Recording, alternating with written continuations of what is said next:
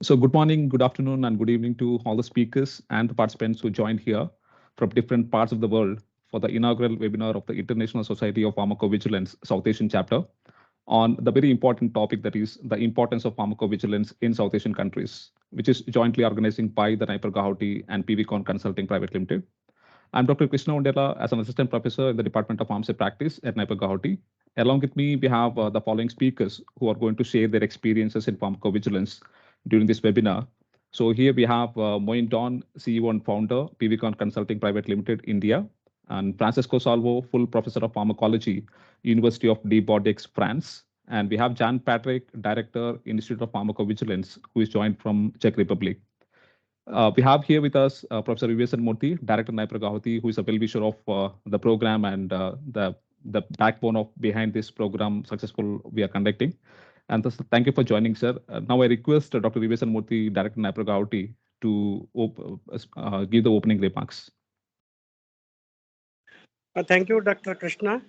Let me congratulate Dr. Krishna and his team for choosing the beautiful topic which is needed for today's public health, that is significance and importance of the pharmacovigilance in the disease management, jointly organized by International Society for the Pharmacovigilance and Naipur Gauhati and PVCon Limited and all. Why I have mentioned that it is very important in the present scenario. I think keeping the recent COVID outbreak also in the view, this pharmacovigilance and identifying the adverse events, adverse reactions in a endemic zone is very, very important in planning the integrated disease management programs. Because wrong reporting system will lead to thorough failure of the programs. This is a fundamental principle. That is why Government of India started, I think some 7 years back, health intelligence system. That is only to report any kind of an outbreak in nook and corner of the India to come to the central part of the country, that is at health headquarters at Delhi, so that proper measures can be taken well in advance. Apart from that, nowadays I think we are hearing a buzzing word of the artificial intelligence and machine learning algorithms that will certainly help based on the past data, how best we can predict this outbreak, and this only to support this kind of a pharmacovigilance programs.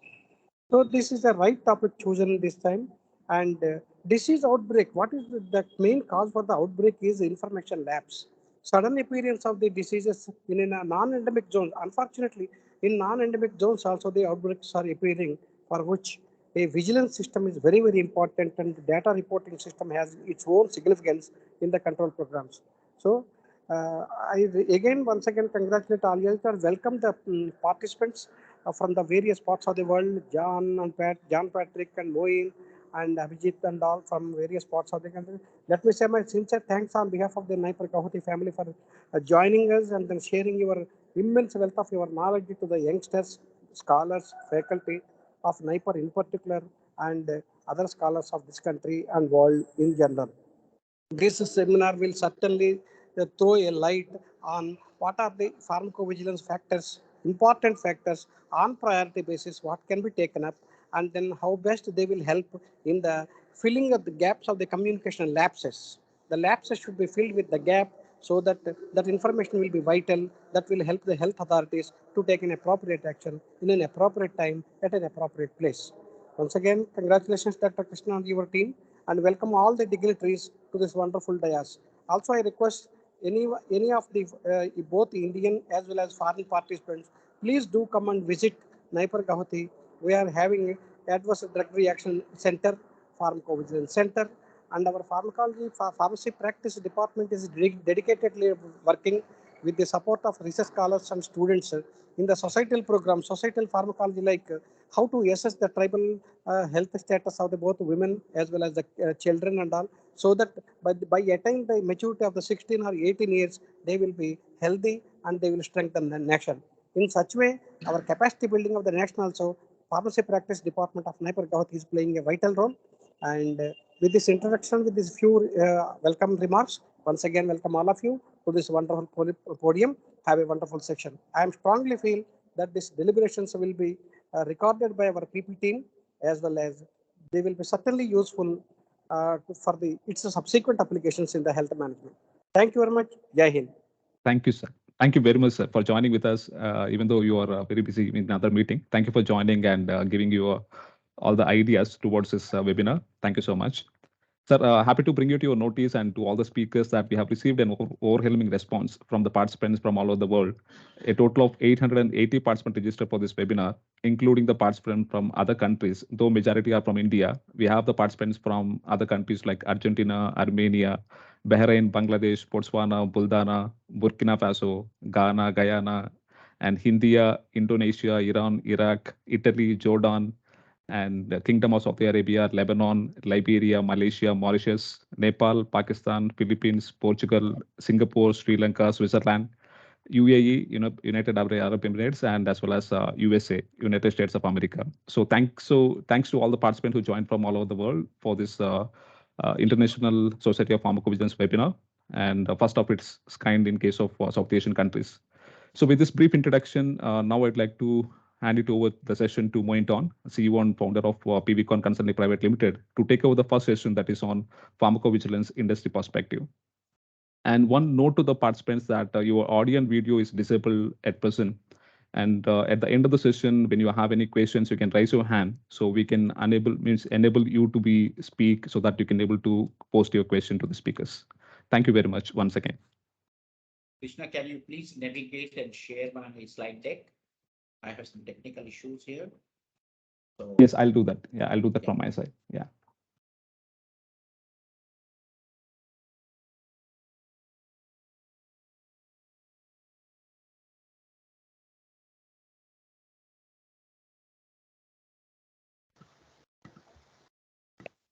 can you go into the slide presentation mode?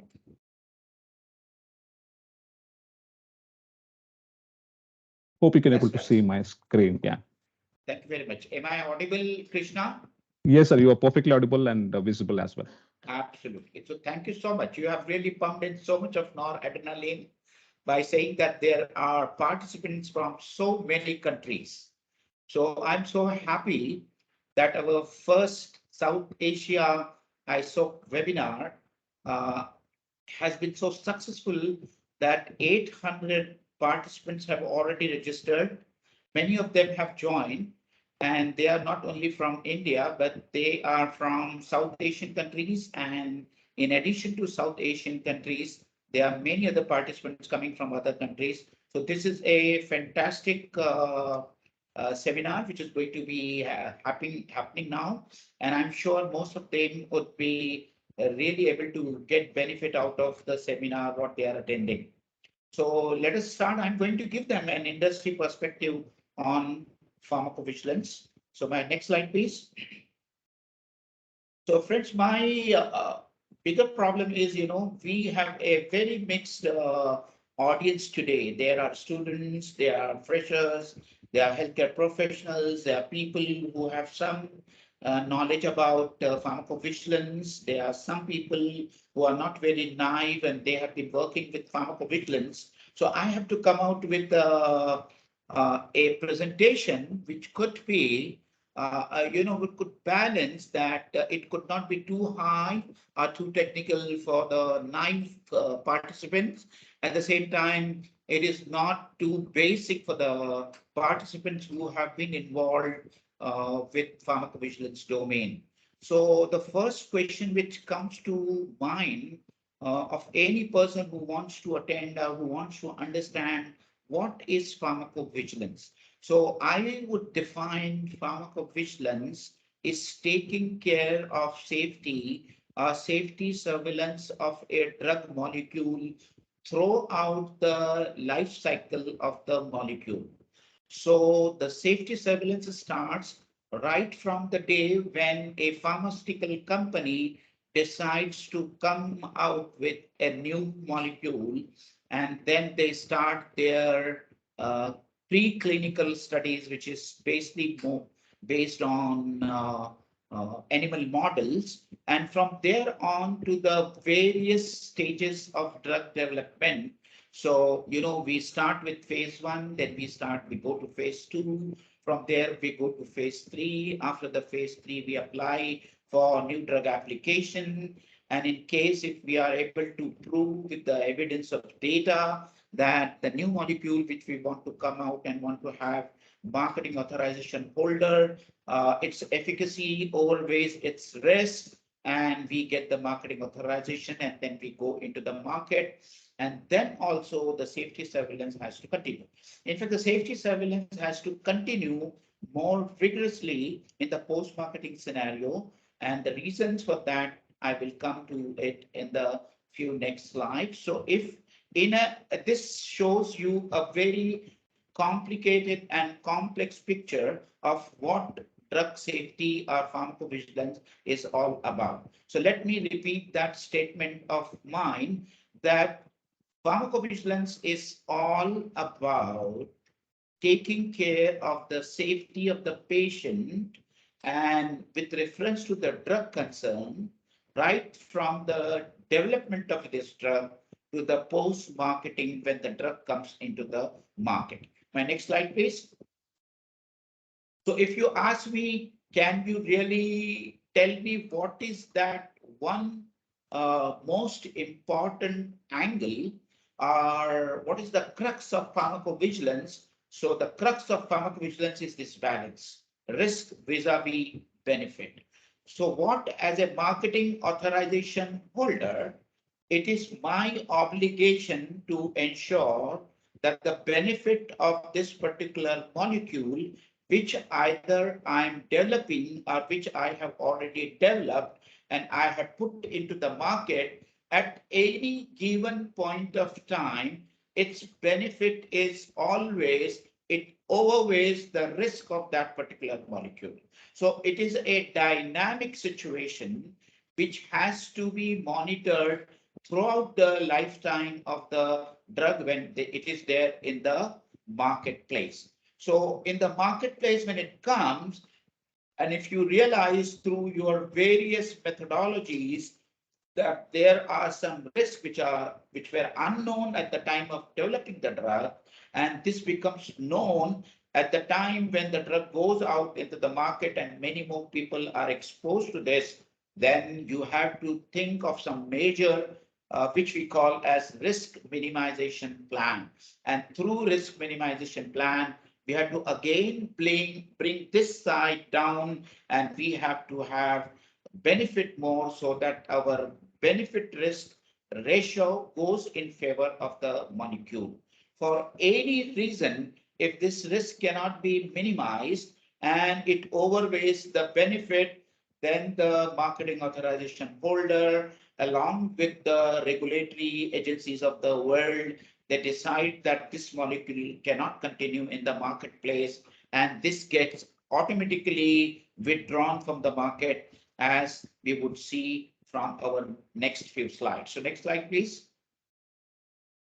So, this is for the general public. Normally, people feel that when a market, when a new drug, especially an NCE, comes to the market, people feel that all the drugs are safe once they are released to the market.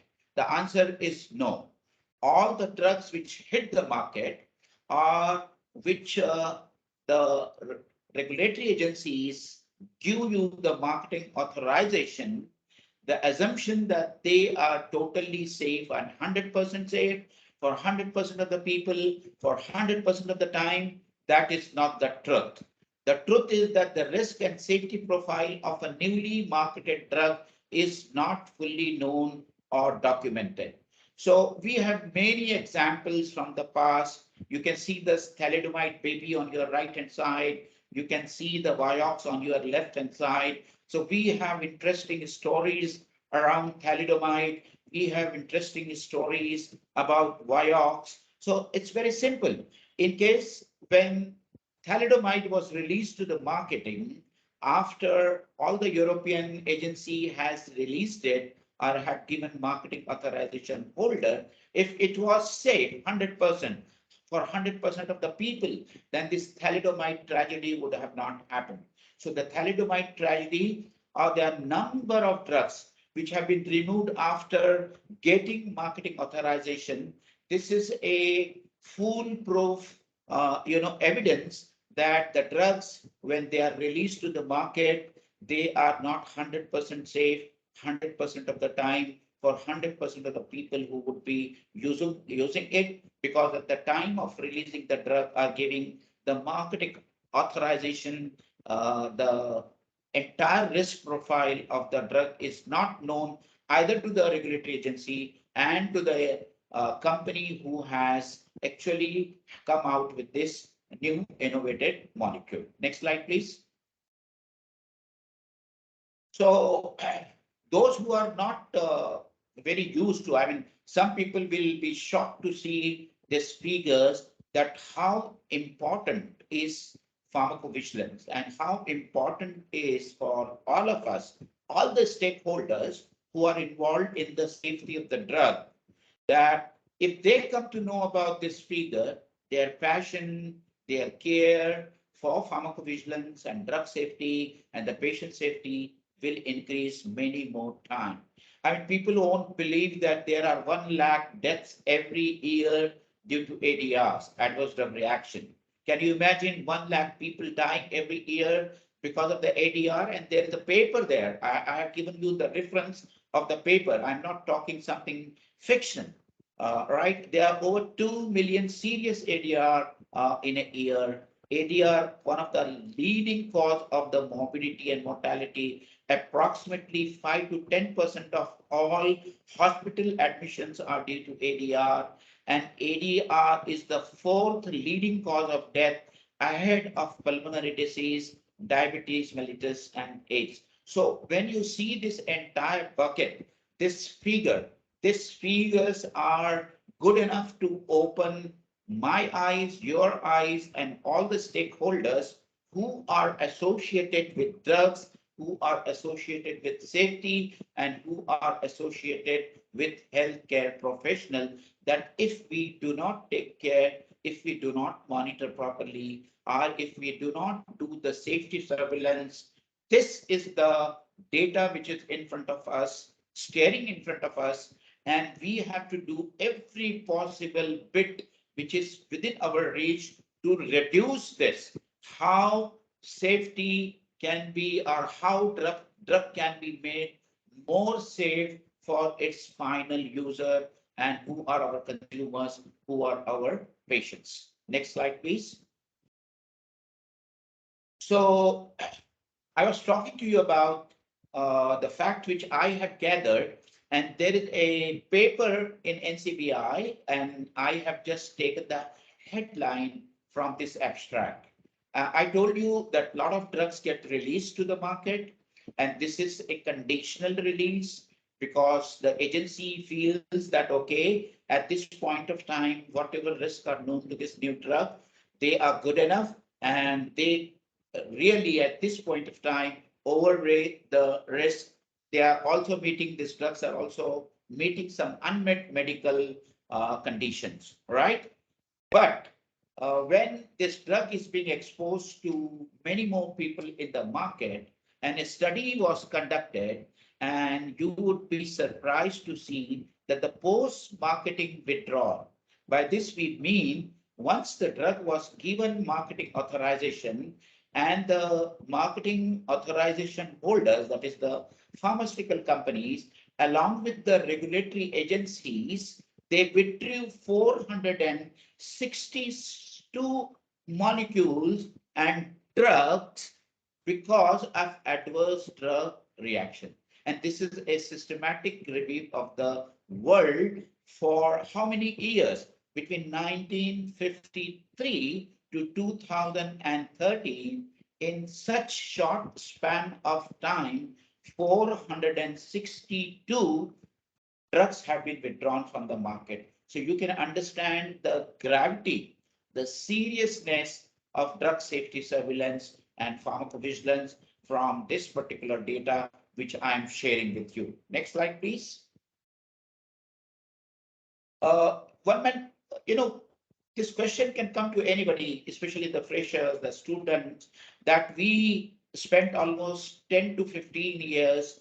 We put more than $1.2 billion to come up with a new drug after doing so much of the clinical trial, right from phase 0 to phase 3. And still, why there are so many ADRs related to new drug in the post-marketing scenario. So these are the reasons, because there are inherent limitations of clinical trial.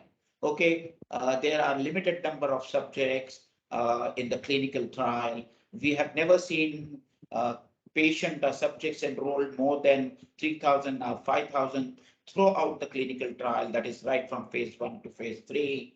Then when we choose the subject, this is a very selected cohort because we have some inclusion and exclusion criteria. So everybody cannot be included in this clinical trials. And then this exposure to the new drug or the NIC is for a very short duration of time. It can be for 3 weeks, it can be for 1 month, it can be 6 months, or for some onco trial, it can go on for the 2 years. Unlike this, in the real life scenario, a person keeps using an antihypertensive and anti-diabetic for number of years. So naturally, over a period of time, there is a cumulative toxic effect, and that manifests in form of ADR. And then, of course, there are controlled conditions defined by comorbidities and concomitant medication, doing a clinical trial. So we clearly say who can really take this drug and who cannot take this drug. So we are selecting the people depending on their comorbidities, their medical history, what type of drugs they are taking, and only some people out of. So the people who actually participate in the clinical trial, they truly do not represent the entire masses of people who start taking the drug once the drug hits the market. So you can understand from a simple example that in clinical trial, we do not include pediatric population. So we include adult population from 18 years to 55 years. So when this drug comes into the market, this is also being administered to kids. It is also being administered to elderly patients who are more than 55 years of age. We really do not know. We have not seen how this new drug acts on them. So there is every possibility that there can be more ADRs, and the safety profile will be more and more clearer when the drug is being used for a lot of other subjects and patients who were not included in the clinical trial. My next slide, please. So these are the various safety stakeholders. I mean, the safety surveillance is not obligation of the marketing authorization holder or the company itself. So it is the company, it is the regulator, it is the patients, it is the healthcare professional, which include the nurses, which includes the pharmacists, which includes the physicians, then the patients' lobbies and the regulatory authorities. So combined together, they have to come together to take care of the safety of the drugs throughout the, because every stakeholder has some obligation, some part to play. So it is like a teamwork. When every part and every member of this team puts in his inputs and participates, then only the safety of the drugs which are there in the market or which come into the market can be ensured for the patients' well-being and for their safety. Next slide, please. So I have divided now the PV domain in the 4 big stakeholders basket. Okay, you can have many sub baskets, you can have more basket, but today, for today's section, we have patients and consumers that we are not going to touch. They are very important stakeholders because from them we get the information on safety of the drugs what they are using. So they are the first and very important stakeholders. If they do not inform, the physicians will not come to know. If they do not inform, physicians and the regulatory agencies will not come to know. So they are the most important stakeholder. Then of course the companies who develop the drug and who send the drug out into the market through sales and marketing department. So today we are going to, I'm going to give you the safety surveillance, pharmacovigilance from a MAH perspective. So I will be focusing on that. Next basket is academia. So that I think Dr. Krishna himself is going to tackle with this.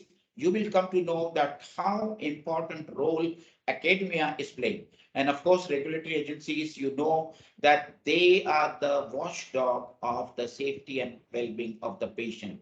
They are the agencies who actually decide which drugs should come to the market, where clinical trial should be applied, and where clinical trial permission should be given, which are the drugs should be imported, which drugs should be exported, and when the drugs needs to be withdrawn from the market. So that all are the obligation of the regulatory authority. Next slide, please. So yeah, so academics or academia, of course, Dr. Krishna is going to take care of that. He is going to talk about curriculum. He is going to talk about the PV courses and workshops, conferences and seminars, and the roadmap, which is available for all the students and for the academic participants. Right, next slide, please. So a regulatory agency, I have already told you that they are the public safety. They are actually responsible for public safety and well-being by controlling medicine throughout the life cycle.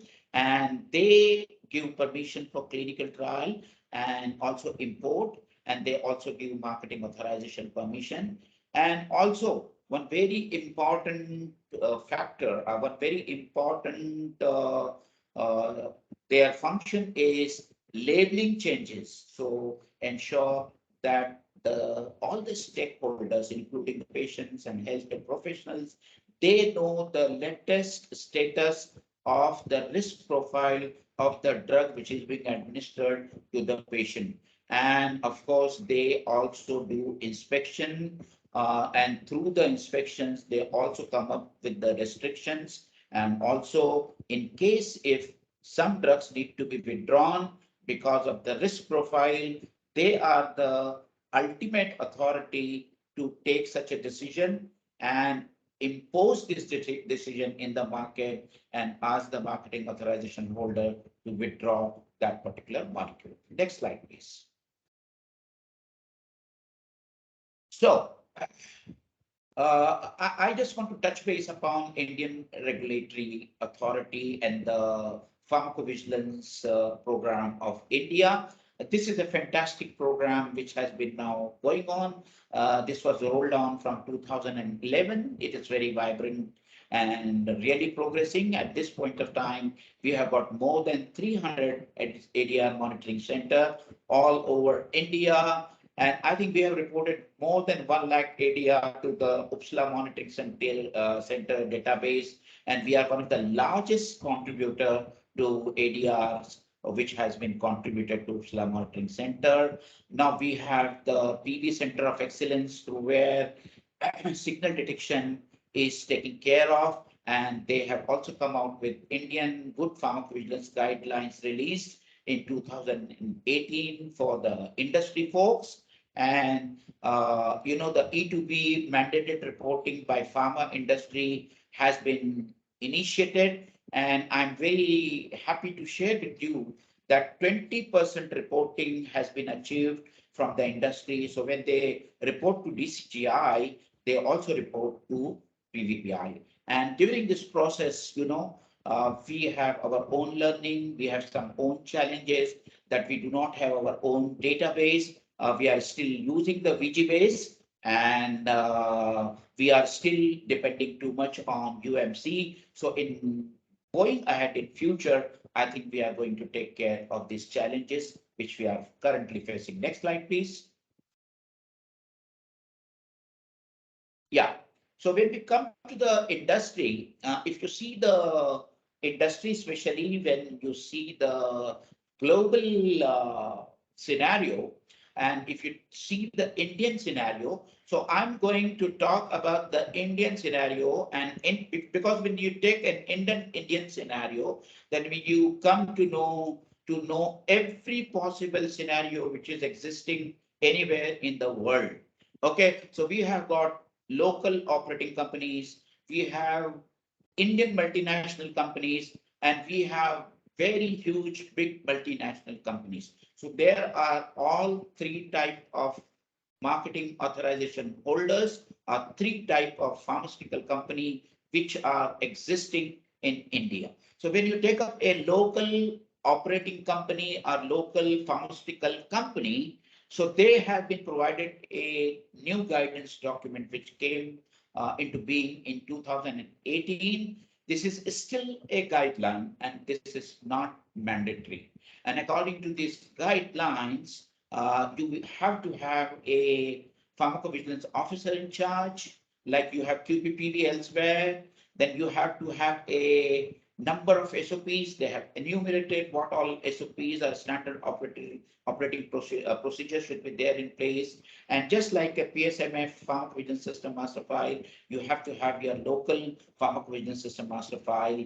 And of course, we have marketing authorization holders who are the drug manufacturers and also who are marketing the drugs as well.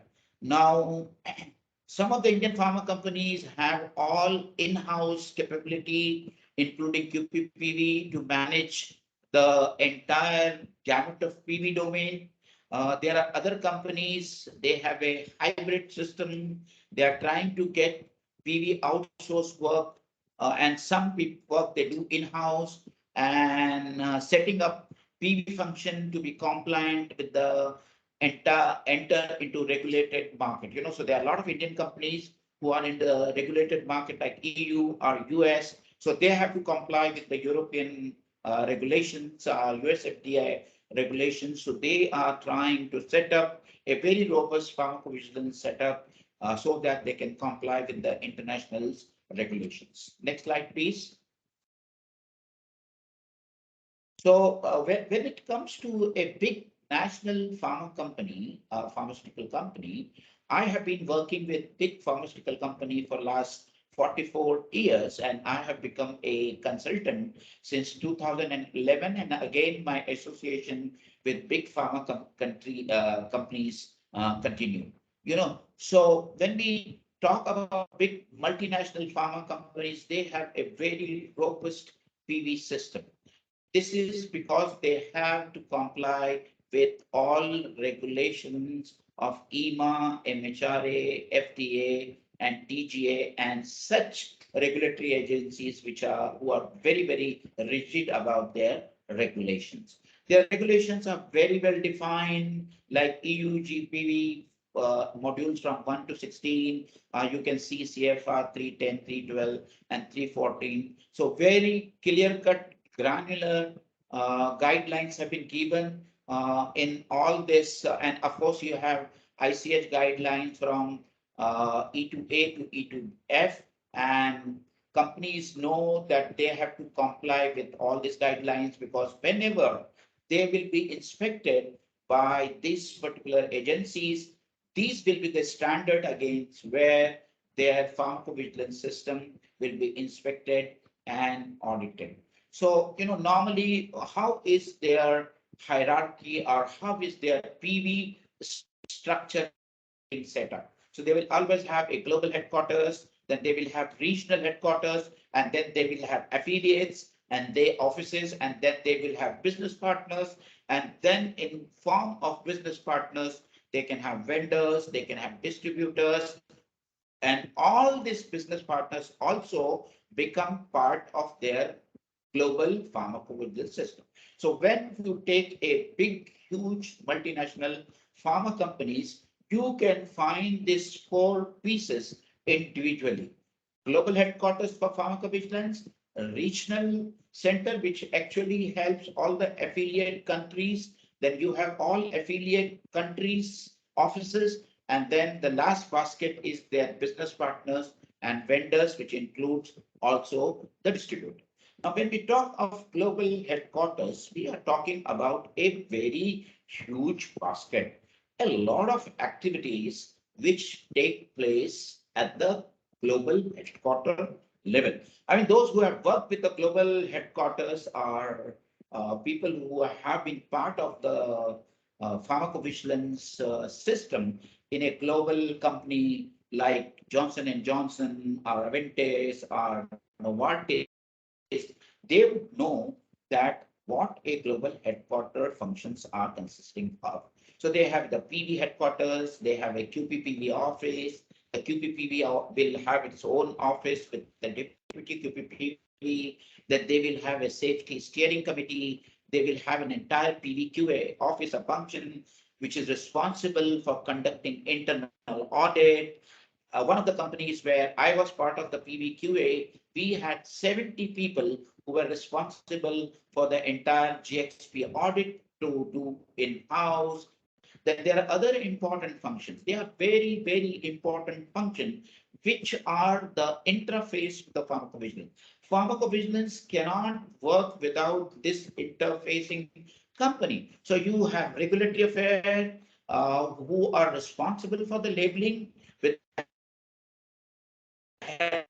people, you have signals, you have got aggregate reportings, and you have got risk management plan. So these are the various functions where people, subject matter experts are working to churn out all these documents, and all these functions work together to take care of the global pharmacovigilance functions, which are at the headquarter level. Please do not forget that they have very well defined SOPs and work instructions, templates, and formats. I still remember that one of the big pharma company where I was part of it, we had more than 100 SOPs for global pharmacovigilance alone. I'm not talking about any other function. In that company, we had more than 100 SOPs and work instruction for pharmacovigilance alone. And then very important two things which I have kept at the bottom. One is the safety database, without which no pharmaceutical company can work. You can imagine there are hundreds and hundreds of ADRs being reported in a big country, big company where they are operating in more than 100 countries. How you can process, how you can have logical inferences from the various ADRs which are coming in, until unless you have a very well systematically made safety database. So everybody is using, all the big companies are using safety database. Most commonly used safety database today is of course RSG and Argus, but now there are also new database which other smaller companies are using, and of course PV contracts. So when you have business associates like your vendors and your distributors are your PV service providers, then you have PV contracts with them so that their roles and responsibilities are very clear, who is going to do what. There is no gray areas, so that this entire juggernaut of pharmacovigilance goes on very smoothly and very seamlessly. Next slide, please. So, we have regional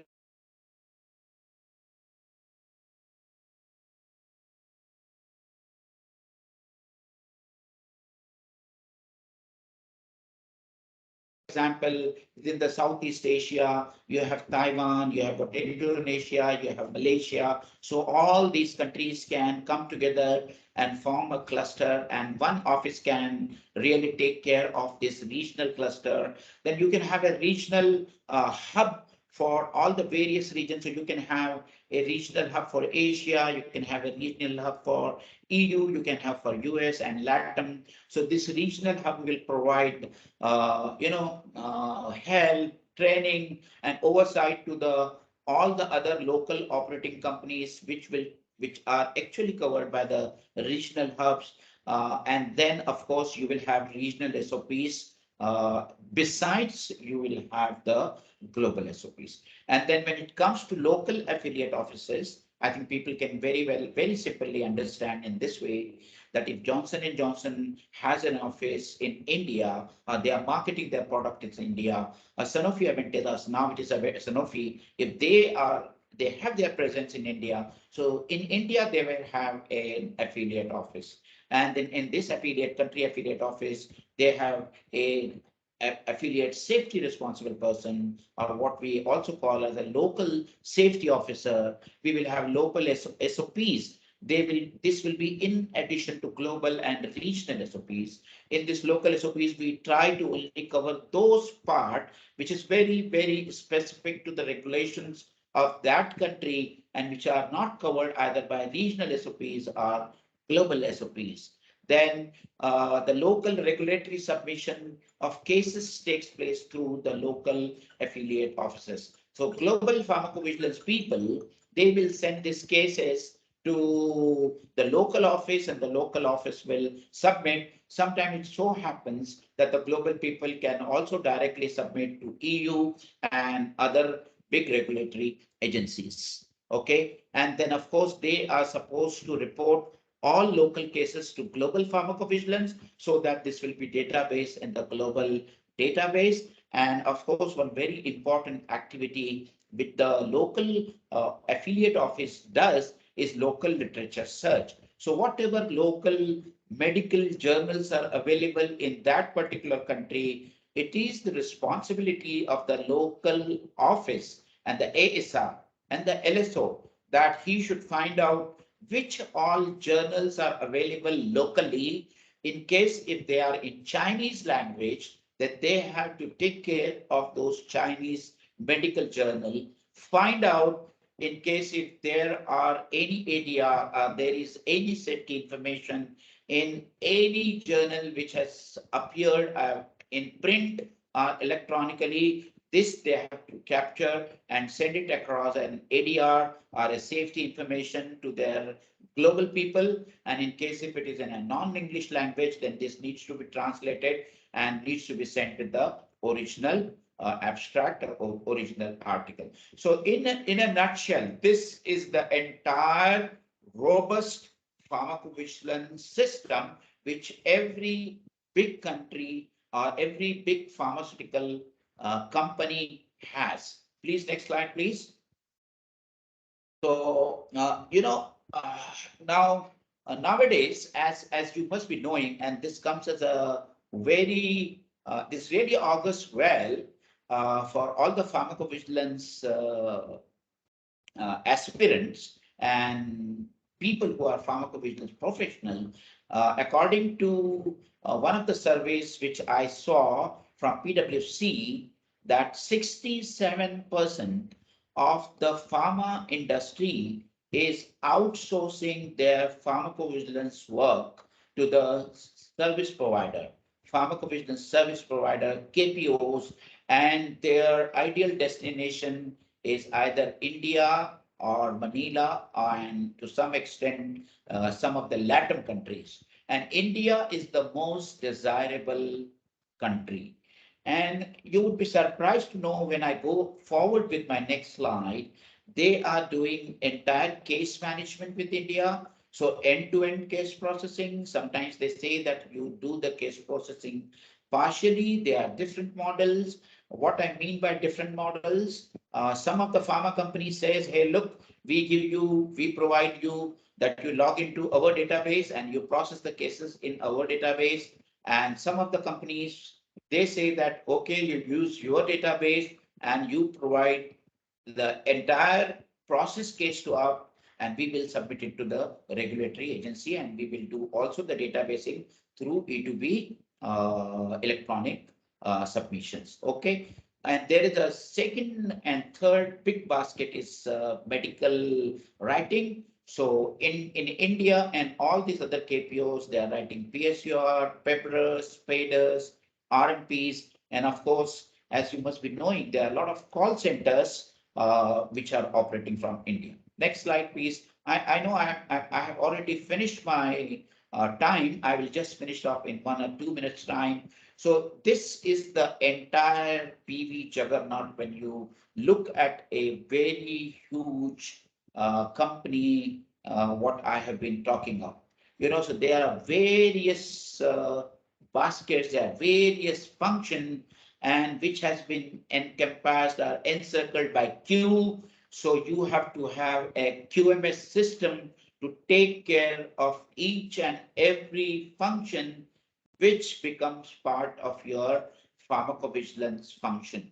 And I have all these subparts which becomes part of all these buckets or all these segments which I have enlisted in this. You will, of course, get to know this when you get this slide deck. Next slide, please. So just to give you the PV service industry in India, and this is very, very heartening for all the PV aspirants that what India has achieved so far, that India has become a competent global player which has been trusted by multinational companies. Okay, so they have now call centers, they have electronic data captured, they have case triaging, end-to-end case processing, including medical writing and assessment and signal management. Can you believe that in India, we are processing 3 million cases annually, which is approximately 80% of ICSR are being processed for all the pharmaceutical companies in India alone. There are more than 6,000 FTEs working in pharmacovigilance in India. 30% of aggregate reports are being written by Indian KPOs, and 10% of RMPs are being contributed by Indian KPOs. Okay, so this in a nutshell actually brings into focus the contribution and the evolution of pharmacovigilance in India. And it also shows you somewhere that how bright is your roadmap or your career roadmap in terms of pharmacovigilance, that you can see yourself in one of those 6,000 FTEs, right? Either at the bottom as a starting block, or you can see at the top of the heap as a SME, as a qualified person, or as a QPPV. I can share that there are a lot of Indians who are working as a QPPV, which is one of the highest honor to be in a pharmacovigilance segment. Okay, my next slide, please. So our COVID-19 have taught us many things, and this will help us. So now we have increased number of reports. We also know when there is a peak of reports coming up, how to handle them. We have now the capacity to scale up and train people within a very short period of time. And because of the work from home model, this has become boon to people, employees, and employers. And of course, as pharmacovigilance professionals, as healthcare professionals, the COVID and the vaccines which have been used, this gives us a very important message that we have to keep in front of us, that these COVID vaccines were not fully tested. Their long-term toxicity and their long-term safety is not known. So we must keep an eye whenever people are immunized, and people who have been immunized, whether there are any safety concerns, there are any safety information arising from these patients or these healthy subjects, and it needs to be documented and it needs to be communicated. So wherever this is required. And my last slide, please. So we have come a long way from a non-entity in the PV domain to be seen and acknowledged as a significant international stakeholder and player. And this is not only true for India, but it is true for the entire Southeast Asia. So I'm requesting all the people who are hearing me that this is a field which is really a hot cake. It is very important from a human aspect. It is very important from the safety and the well-being of the patient aspect. So more and more people should get associated with this domain, part of the ISO, part of us, and help and really contributes toward the safety and well-being of the patient. And you have more to listen what is ISoP, how ISoP is working, and of course, first I think Dr. Krishna will take you through the academia. Thank you so much for listening to me patiently, and we will take up your question and answer once all the sessions are completed. Thank you so much. I hope this was Thank you so an much, sir. interesting session. Yeah. Yes, of course. Thank you so much for bringing out all your industrial experience over 40 years and explaining in detail about all the aspects of pharmacovigilance. That's great to hear. Hope all the participants have enjoyed the session.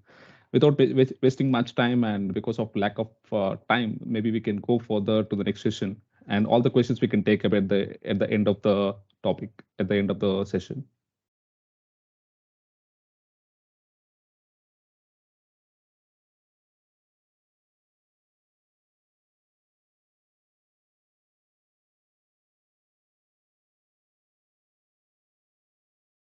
Hope all of you can able to see my screen. And this is the second topic we are going to be discuss. That is the academia perspective. We have seen from going on like what exactly we are doing in industry in terms of pharmacovigilance.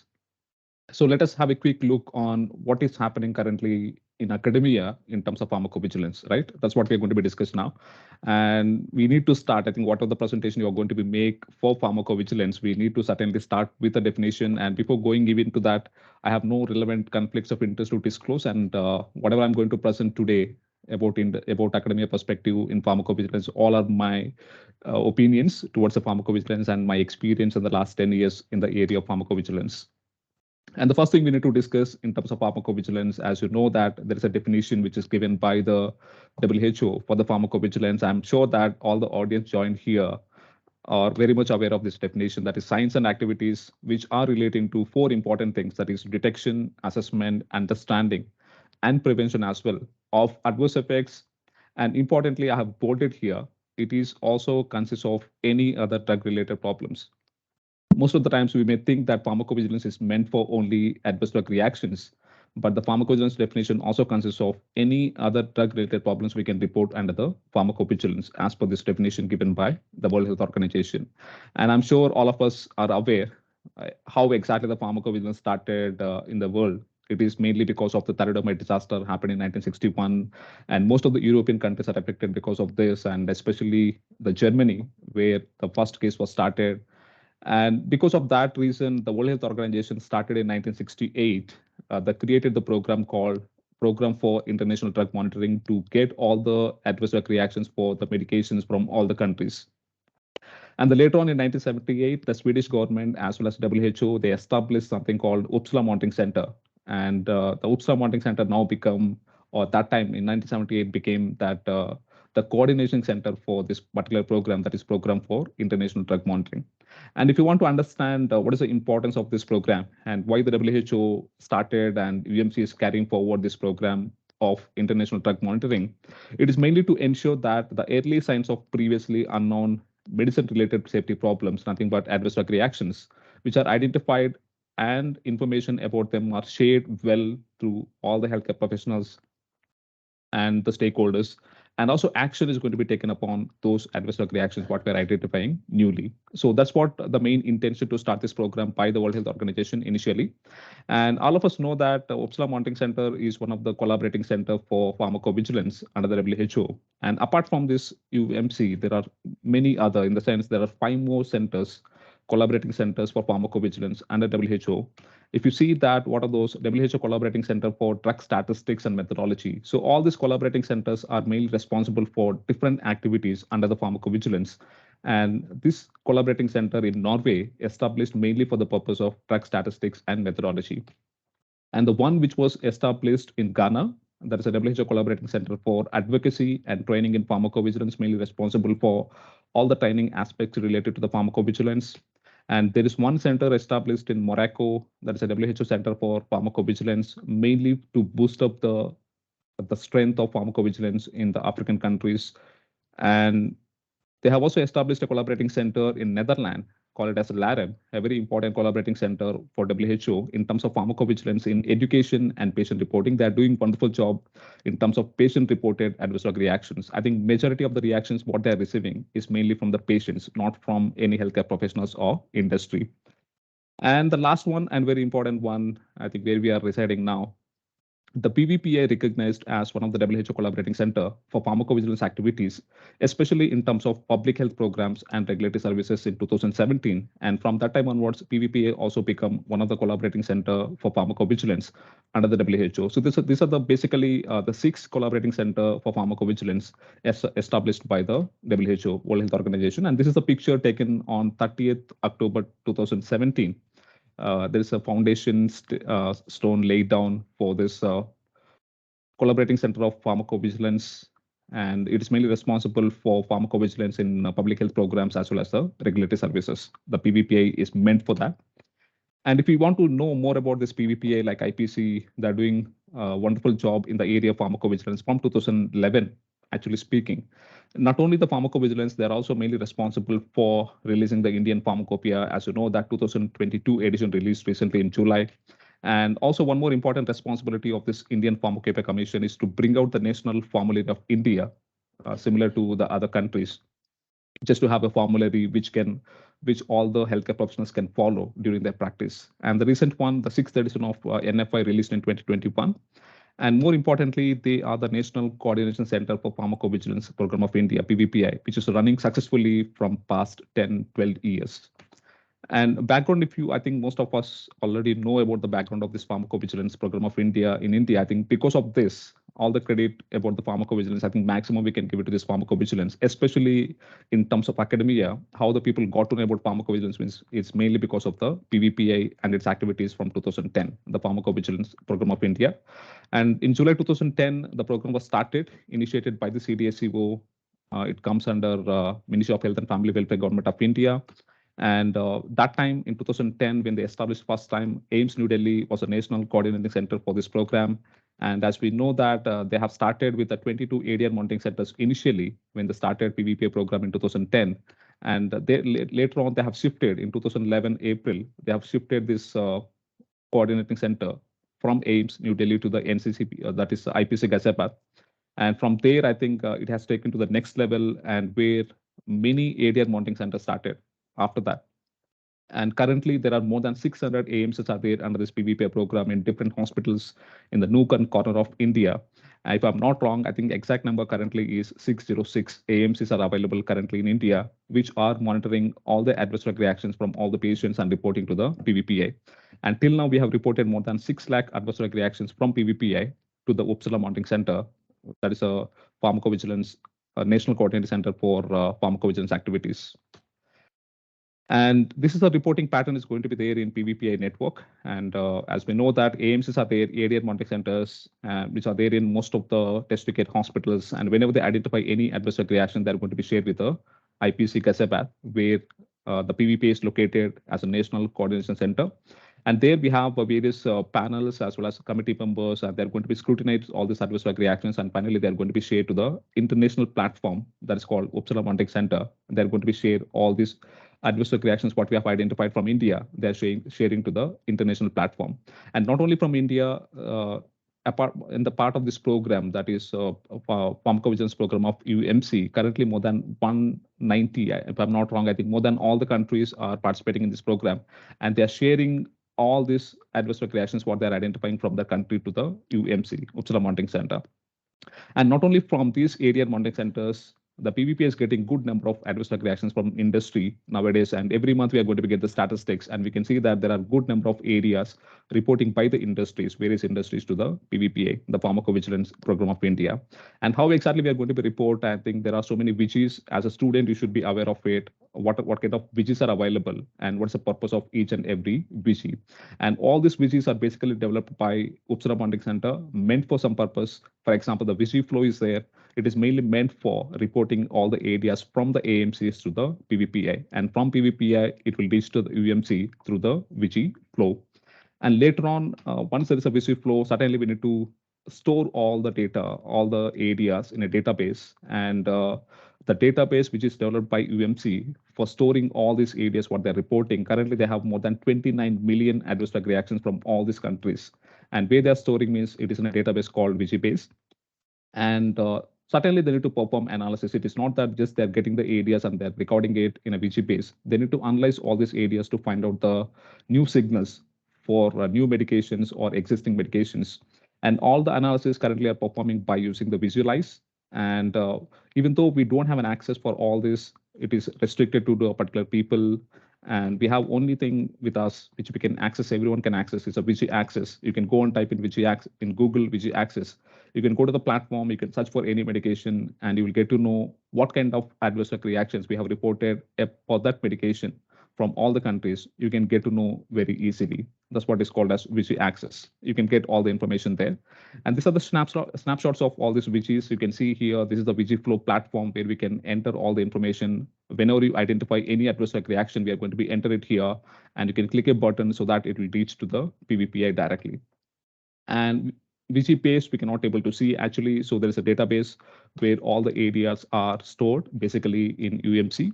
And this is the platform of Visualize, where all the analysis of areas will be performed, very interactive one. And this one is not accessible for everyone. This will be with a PVPI as a coordinating center of India and all the coordinating centers of all other countries. And it is mainly using by the UMC for developing some of the signals and taking some necessary actions. And this is one is a Vigi Access. As I mentioned, the only Vigi which everyone can access is a Vigi Access, where you can go and type the medication name and you will get to know what kind of reactions we have reported till now on this medication and how many numbers. And we will get the each and every area under the system organ class. If you can go and click on this, you're going to get all those reactions reported for a particular medication like metformin. And how to report an area, especially in India, even though I think it is a program from South Asian countries. I'm speaking basically from India. I'm sure that I think most of the other countries which are nearby following the almost same system in the terms of pharmacovigilance. And there are various ways of reporting adverse drug reactions to PVPI. The first one is as a healthcare professional, we can report the areas by using this form. And if any consumer want to report an area, they have developed recently the consumer reporting form in different languages. Most of the languages which we are speaking in India, forms are available. And anyone can download this form and they can fill the form and then they can send the area to the PVPI by filling this form. And also we have an application, an app is available in mobile. We can download the application and we can start reporting area from the mobile itself. And there's one more important way how we can report the area is we can call directly to the PVPI by using this helpline number between these times. And we can directly report the adverse drug reactions to PVPI. So there are so many ways how we can report an area to the PVPI. So if you are aware this is an area for a medication, you can certainly report to the PVPI. And what exactly they are doing, we are reporting so many areas in every month from all the AMCs. What exactly PVP is doing in the sense, they are analyzing all these areas and try to find out some of the safety alerts, which every month they're getting some reports and every month they're going to be analyzing the reports and try to find out some of the alerts for the new medications, especially. For example, we can see here the SGLT2 inhibitors, the novel class of antidiabetics, can cause some of the genital pruritus, which one is newly identified based on the reports they have generated from all the AMCs. And they're giving all these alerts to the healthcare professionals so that we will be aware of this. These medications can cause this particular reaction, and we can try to take necessary action as soon as possible for the patient benefit. And this is one more important activity of the PVPI. They have a signal review panel, and they're going to be meet once in a while, and they're going to be identify all the signals for certain medications which are going to be cause some of the serious and severe adverse drug reactions. For example, we have a carbamazepine, which can cause SJS and TEN. It is one of the severe form of dermatological reactions, which can sometimes cause also death. And what they're going to do is once they identify the signal, they are not going to take any action directly on that particular medication, and they're going to be report all this information to the CDSCO, the regulatory authority in India. And later CDSCO is going to be analyzed further about this reaction and the drug, and they're going to take the necessary action. For example, if you want to see what kind of action taken by the CDSCO from the information given by the PVPI, if you want to know. So these are some of the snapshots you can see, like the CDSCO is instructing all the states and Union Territory drug controllers in India about that particular reaction and what it can cause, which drug it can cause, lamivudine associated hearing loss. So this is one of the adverse reaction the PVPA identified, and they have shared the information to CDSCO. And based on this, they're going to be instruct all the drug controllers to keep this information in the patient information leaflets. So majority of the decisions are going to be like keeping that particular new adverse reaction on the prescribing information leaflet or the patient information leaflet. So this is one more example where the chloroquine is associated with the SJS and TEN, where the CDCO instructed the regulatory authorities to keep that particular reaction on the patient information leaflet.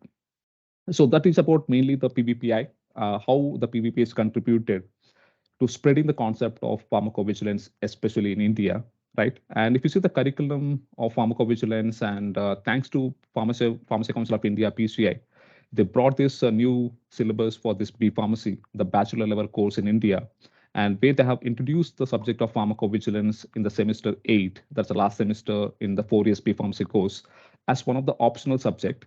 And among the 9 subjects I have given as an optional, the students can choose any 2. As per my understanding, majority of them, they are choosing pharmacovigilance because of the job opportunities currently we are having in India in terms of pharmacovigilance, as explained by the previous speaker, Moindon. And coming to the PharmD course, one more important course introduced by PCA in 2008, the PharmD, which is mainly meant for the patient-oriented services, patient-oriented research as well. And even though there is no specific subject on pharmacovigilance, they have a topic of pharmacovigilance in the clinical pharmacy in 4th year. So from this, they're going to get to know some understanding about pharmacovigilance. And especially in the area of M Pharmacy, the master level course, in the master level course, in the division of pharmacy practice, they have introduced a new subject of clinical research and pharmacovigilance, and where they have kept almost all the topics which are very important under the pharmacovigilance. So thereby the master students are going to have some more understanding on the pharmacovigilance. So these are all the new things that happened. I can say directly that these are all new things happened after 2010 or after 2011, where most of the people got to know about pharmacovigilance and its importance. And recently, even we have updated the syllabus of pharmacy practice at Naipur Gauhati, and we have introduced a topic of pharmacovigilance within the existing syllabus of pharmacoepidemiology and pharmacoeconomics. And we felt that these 3 are very important to study together. And that's why we have introduced the concept of pharmacovigilance under these 2 topics, the pharmacovigilance, epidemiology, and economics. And other things like it is not that you're going to be learn everything from the curriculum. And but we need to also see from other sources. For example, even though the more focus was given in pharmacy related to pharmacovigilance, but unfortunately, there is no enough importance at present given during the MBBS curriculum or the doctor level curriculum. And I have seen this MBBS syllabus of AIMS New Delhi, where there is no specific subject on pharmacovigilance, but they have an objective of pharmacovigilance and area reporting and monitoring under the subject of pharmacology as such. But thanks to Medical Council of India, that they have introduced this pharmacovigilance committee in the hospitals, and it is mandatory that wherever there is an AMC, area monitoring center, it is mandatory that they should have a pharmacovigilance committee, and they are responsible for monitoring all the activities in terms of pharmacovigilance in the particular hospital. So in that way, we can understand that there is an awareness about pharmacovigilance in the hospitals, especially in the doctors and other healthcare professionals. So coming to the courses, apart from the curriculum, from where you can get more information on pharmacovigilance and how you can get expertise and skills in the area of pharmacovigilance means, I can suggest you one important source where you can get the very good information about pharmacovigilance in terms of certificate courses. That is UMC, Uppsala Monitoring Center. They have a something called Education and Training Division, and they're going to be provide all the courses. You can see here some of them are self-paced e-learning courses where you can have your own, you can take your own time and to learn some of the concepts of pharmacovigilance. And also there are some instructor-led online courses, and some of them are free and some of them you need to pay some money and then get the skills and knowledge as well. So these are the courses maybe you can explore, and you can try to be more aware about pharmacovigilance from getting more information from this UMC website. And apart from this UMC, and there are so many, interestingly, there are some government organizations which are providing some courses on pharmacovigilance, like Institute of Good Manufacturing Practices of India, that is IGMPI, which is providing a pharmacovigilance certificate course. It is for 1 year, as well as it is there for the 6 months as well. And interestingly, I got to know that this Indian Biological Sciences and Research Institute also providing some courses on pharmacovigilance. And there are so many other private universities are currently offering the courses on pharmacovigilance. If you're very much interested after your bachelor's degree, if you want to have your career in terms of pharmacovigilance, currently there are so many opportunities where you can gain the skills and knowledge so that you can be one of the pharmacovigilance professional in any of the organizations. So you can see here the MSc courses are available in pharmacovigilance and clinical research in one of the university, and one more university of private university having the PG diploma in pharmacovigilance. So they're going to have a PG diploma course, and it's for 2 years course where the people are going to be learn more about the pharmacovigilance. And once you learn all the pharmacovigilance aspects from the curriculum and from all the certificate courses, what exactly you can do in companies and what kind of companies are there for you to recruit, right? So basically, there are three different types of companies where you can go and join in the area of pharmacovigilance. The first thing is pharmaceutical companies, the original pharmaceutical companies like Novartis, we have Accenture, Reddy's, Novo Nordisk, MSD, Piramal, AstraZeneca. There are so many other multinational companies are there. They're having their own pharmacovigilance division where you can go and work as a pharmacovigilance associate initially, right? So these are the companies, the core companies where you can go and join once you have sufficient skills in the area of pharmacovigilance. And apart from this, a lot of opportunities currently available. More than what you can get from these core companies, you can get the opportunity regarding pharmacovigilance in this CROs, that is clinical research organizations. There are so many. I can name that IQVIA, Bioclinica, Paraxel, Canaps, GVK, Apps, PPD. There are so many. I have a limited space here in my slide, so I kept only few. But otherwise, if you can go and search, there are so many CROs currently are offering this pharmacovigilance jobs for all the freshers, especially who completed their bachelor's and master's, so they can go and join. But only thing is they should have at least some basic understanding in terms of the pharmacovigilance and to know some databases which are relevant for the pharmacovigilance. And nowadays, I think we can see in India, especially, we have BPOs, that's a business process outsourcing companies, which are offering the pharmacovigilance jobs for various freshers, like Wipro is coming up. These are all the technology companies which are coming into the pharmacovigilance, like Wipro, Tata, Infosys, and Cognizant. There are many other the companies which are not actually meant for this healthcare and pharmacovigilance, but they are starting their pharmacovigilance startups and coming and giving the job opportunities for various freshers in the area of pharmacovigilance. And the career path, if you want to see like how exactly you can grow yourself in a company once you join as a fresher for the pharmacovigilance. So you're going to be joined as a drug safety associate initially in most of the companies, and that's going to be the entry level job. I think for this one, if you have a master's qualification, maybe more than sufficient. And later on, after getting 2 to 3 years of experience, you can be a drug safety scientist. And once you have a sufficient experience, like 7 to 10 years, you can be a team lead or team manager in the area of pharmacovigilance.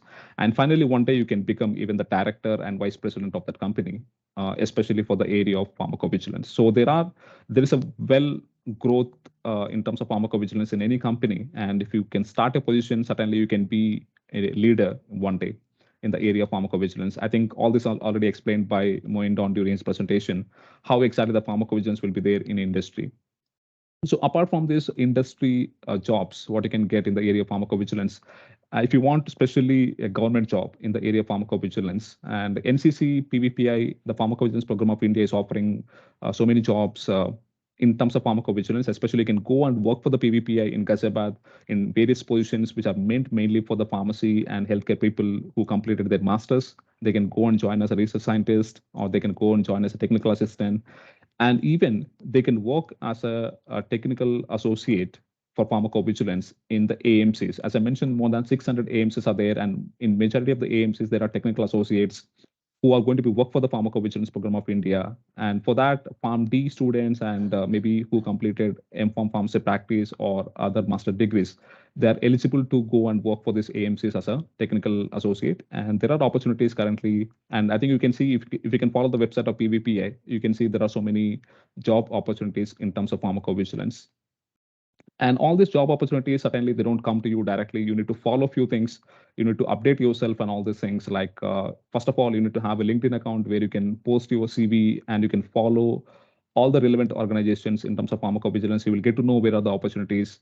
And similarly, you have various other platforms where you can go and get the information on job opportunities related to pharmacovigilance. For example, you have Pharma Tutor, Glassdoor, Naukri.com, Monster, and TimeSops. There are so many other websites where you can follow and get the information on the jobs which are related to pharmacovigilance.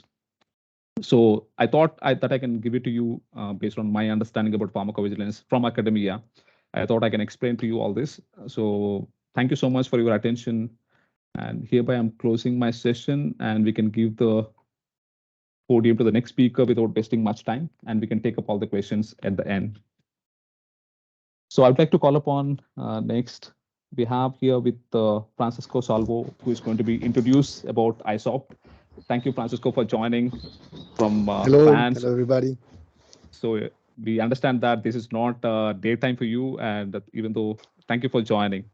Oh, it's okay. It's daytime, and it's quite nice weather, so it's cool to be here. Thank you for the invitation. And but I don't know how to share my screen. I try to do that. Next to mic, you have an option called share. Next to your mic. Yeah. Okay. Yeah, you can share, and you can go for entire screen. Like entire screen. Okay. Yeah. And then.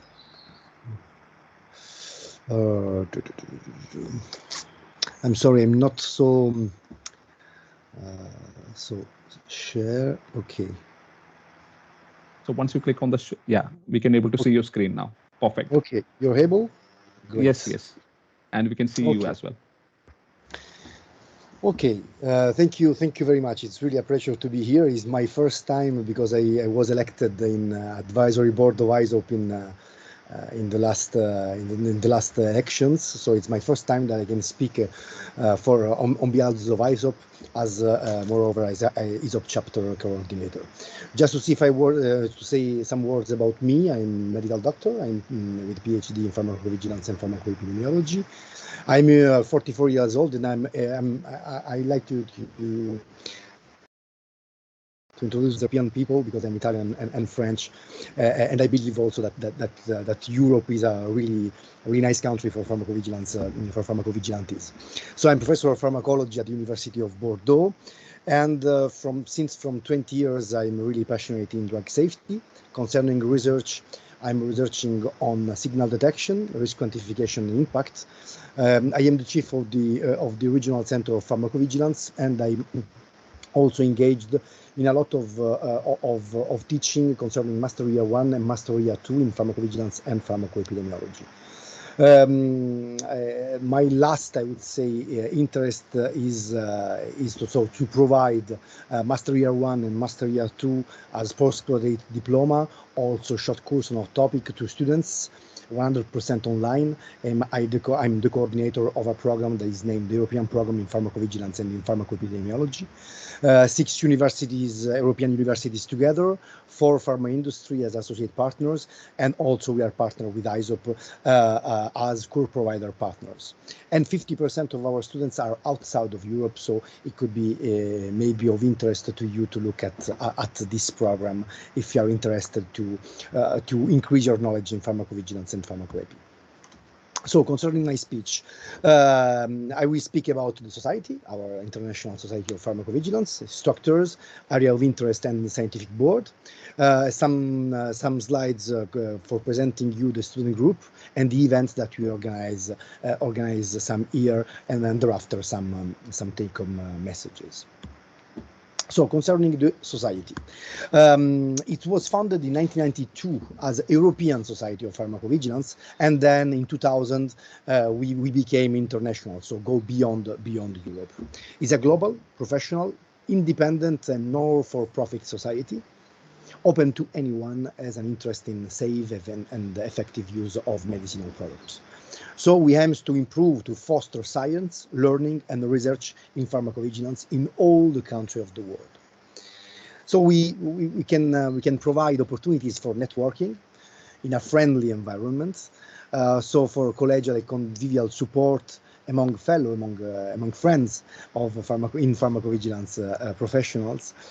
We try to sharing experience, knowledge, and solution concerning pharmacovigilance, and we aim to be a platform for discussion and generation of new idea.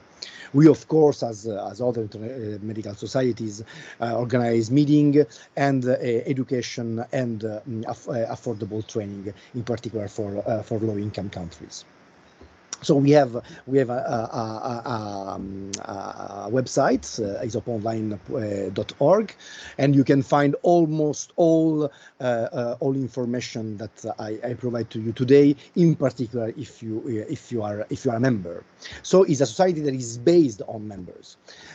So now we have members from more than 97 countries around the world, and in the last few years we are almost around, I would say, 800 members around the world.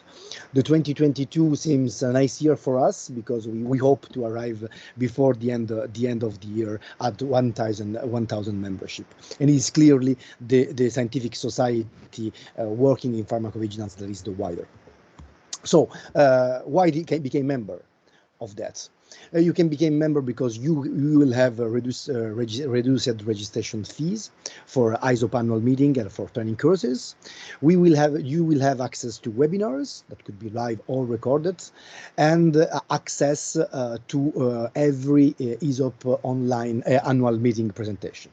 You can have 20% of discount on books and some publishers, and you will keep updated by ISoP newsletters. We have a strong partnership with the Drug Safety Journal, that is the journal of the International Society of Pharmacovigilance, and the online version will be free for all members. Drug safety is clearly the most important journal in drug safety, with an impact factor of 5.6, that publish also the abstract for each ISoP annual meeting, and offers also webinars and named Pharmacovigilance Journal Club. Periodically, we meet with all the members to speak about journal, about articles, and about advanced. The organization, we have a structure with of course, General Assembly of all the members that meet once each year at the annual Congress, and the members elect the advisory board. So 10 elected members that could be elected for no more than 6 consecutive years. Among the advisory board, there will be the executive committee, the president, vice president, treasurer, and the secretary, and also, of course, the presidents that is elected by their advisory board. The structure, thereafter, we have the area of interest with special interest group, chapters, and students group. I will speak about that thereafter, and also a structure of support that is named scientific board. So concerning our bosses, I would say the executive committee. So Angela Caro is the president now, with Brian vice president, and Omar treasurer, and Monica the secretary general. So they solve problem. They allow the organization, the structure to move forward, and I don't know, look about economics or funding of the society. So they are really in charge of the I would say administrative work of the society, and of course also political representation.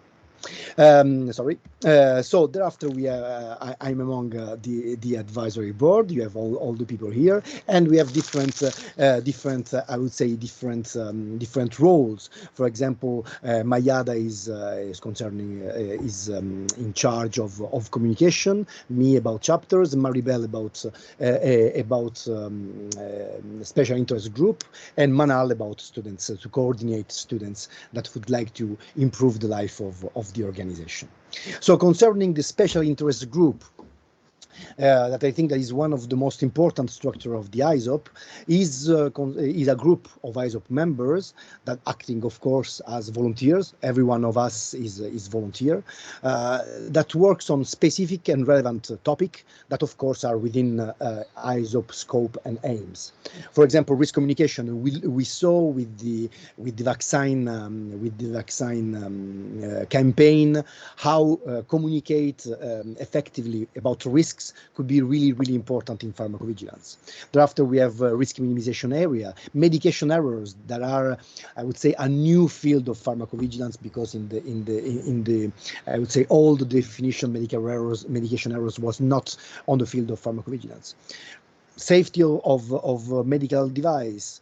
There are groups that are more engaged, more I would say that treat about patient engagements, or eco-pharmacovigilance that became more and more important in the future world. We speak about older patients, that's vaccine surveillance, pharmacogenomics, traditional medicine, professional qualification framework, and of course also human medicine. So it could be really, if you have one interest of group, please don't hesitate to contact ISoP and to be involved in these groups. You can have some advantages. The first one is to develop and promoting scientific standards. Of course, to becoming part of a professional community for advancing and for improve your research area, your area of interest. You can contribute to publications, and also you can also be called for contributions for training courses, presentation, or eventually organize entire session in the event organized by ISoP. So the chapters, I'm in charge of that. It is a really huge responsibility because a chapter acts to develop pharmacovigilance in their territory of influence and help all the colleagues that needs of assistance. So we have a huge number of chapters, and we of course every chapter has his I would say own life, but we try to provide support as much as we can when needed. So for example, here you have some examples of initiative. Of course, this is an inaugural webinar chapter, but you have some other initiatives. For example, the vaccine safety surveillance organized by the Arab chapter, or the Africa chapter that organize a webinar once again on vaccine safety, and or the colleague from South America that organize a webinar to introduce people about the activities of the Latin American chapter. You have, of course, also some opportunity to make the scientific community aware of your work, and of course, drug safety could be the natural place who publish, for example, the advances in your chapter. This is a really new publication from the China chapters that was intended to make researcher or lecturers known about the presence of the chapter in China and what are their activities. So you can have, of course, really a lot of advantages, and I'm really happy that you are 200, more than 200, if I remember correctly, today, because you have a huge advantage for developing pharmacovigilance in your country or in your region, and having this structure is also useful for us to understand eventual national or regional issue and recognize them globally in order to support you and to eventually help you in improving the pharmacovigilance in your zone or in your country. You can also shape the ISoP strategy and policies I would say to make ISoP aware about your regional priorities that could become also ISoP priorities. You can also collaborate with other chapters in the global aim of enhancing patient safety worldwide. And at the end, we truly believe that the organization in chapter is really important to make ISoP stronger and to strengthen so the ISoP role as a whole. So concerning the scientific board, we have this is I would say an independent committee that offer expert advice on pharmacovigilance matters. So concerning scientific, educational, and professional enhancement in pharmacovigilance. So a sort of they counsel us, offering input, recommendation, publication, networking. And is also it's the I would say the scientific board is act also as advisory and steering committee for ISoP Global Pharmacovigilance Professional Certification Program, the Gpbc, that will be described in detail by Ian in the next presentation. So these are the members of the ISoP scientific board. With I put in black the one of them, in particular Veronique, that is the scientific board coordinator, and the Marco Tuccari that are the co-chair of that. Is a really new structure that is of course ready to receive scientific input from any member and any structure of the ISoP. So the student group is we are really proud of that, because is a new idea, is a new structure of the ISoP. Is not, I would say, already official, but the organizer of this year Congress organized a day, a sort of student meets and greet drinks that we have in Verona this year, the first day of the Congress. So with specific, I would say, you have a specific place to share your experience, to meet other people, to meet other students, and to share your and to have also some feedback from them in order to have, I would say, a global vision of students in that like pharmacovigilance. So Manal from advisory board is in charge of try to coordinate this group that intended to be an international forum of near or postgraduate students up to postdoc. So people that are quite finishing his pharmacy or medical student courses, or people that are in master or PhD students that are globally together. So we have the objective to plan study activities during the ISoP meeting, but also during throughout all the year, in order, of course, to increase the student involvement. And we truly believe that the students, it will be the future of the pharmacovigilance. In academia or in private organization, but also in agency. So to expand also the social and professional network of each students are sometimes I would say quite not alone, but know probably their research group or their colleagues, their bosses, but not other students. So this could be nice in order to expand and to create globally your first professional network. So we try to build and to help you to build a vibrant community for global pharmacovigilance. That is a field that is in huge modification in the next years. And of course we can offer discussion for topic of interest. So we try to organize the student group. So now we have documents that are quite at the end to be approved by the executive committee. So we have some initiatives. So for example, at the annual meeting activities, we can propose a welcome reception for the ISoP students. This year was really nice. Unfortunately, we have not pictures of that to show you how it worked, but we hope to have for the next year. We will establish a prize for student researchers. For example, free registration for a following annual meeting, or provide you key free key pharmacovigilance textbook.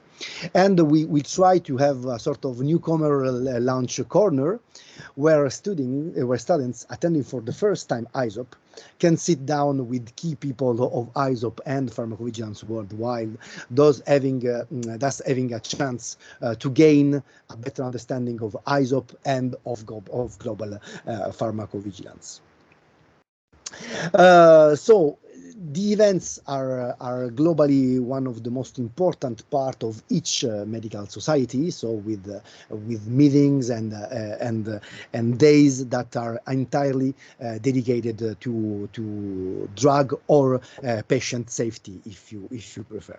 We actually have organized the patient safety day. So organized with the input of each chapter.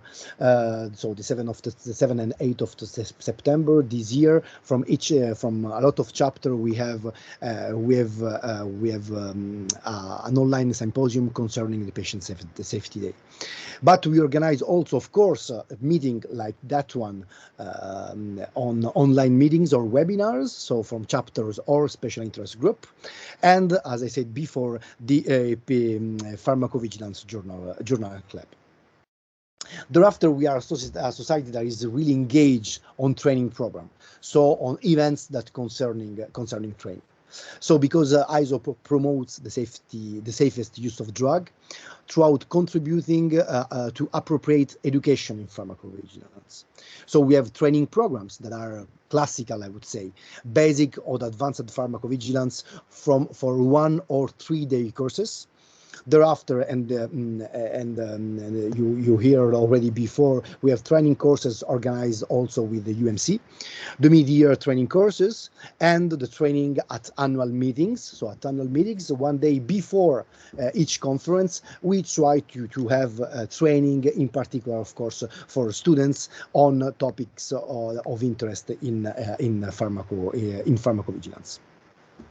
So, for example, the mid-year symposium, as you see, it's a quite new idea. It will be the 10 years in 2023 in Netherlands, and we propose the mid-year symposium for training, in particular tailored for students, or I would say for juniors in pharmacovigilance. In pharmacovigilance, this is the example of one of the last one mid-year symposium that were organized in different sessions. So we have 4 days of work organized in 3 different sessions for each day. Each session was 90 minutes each for 4 days.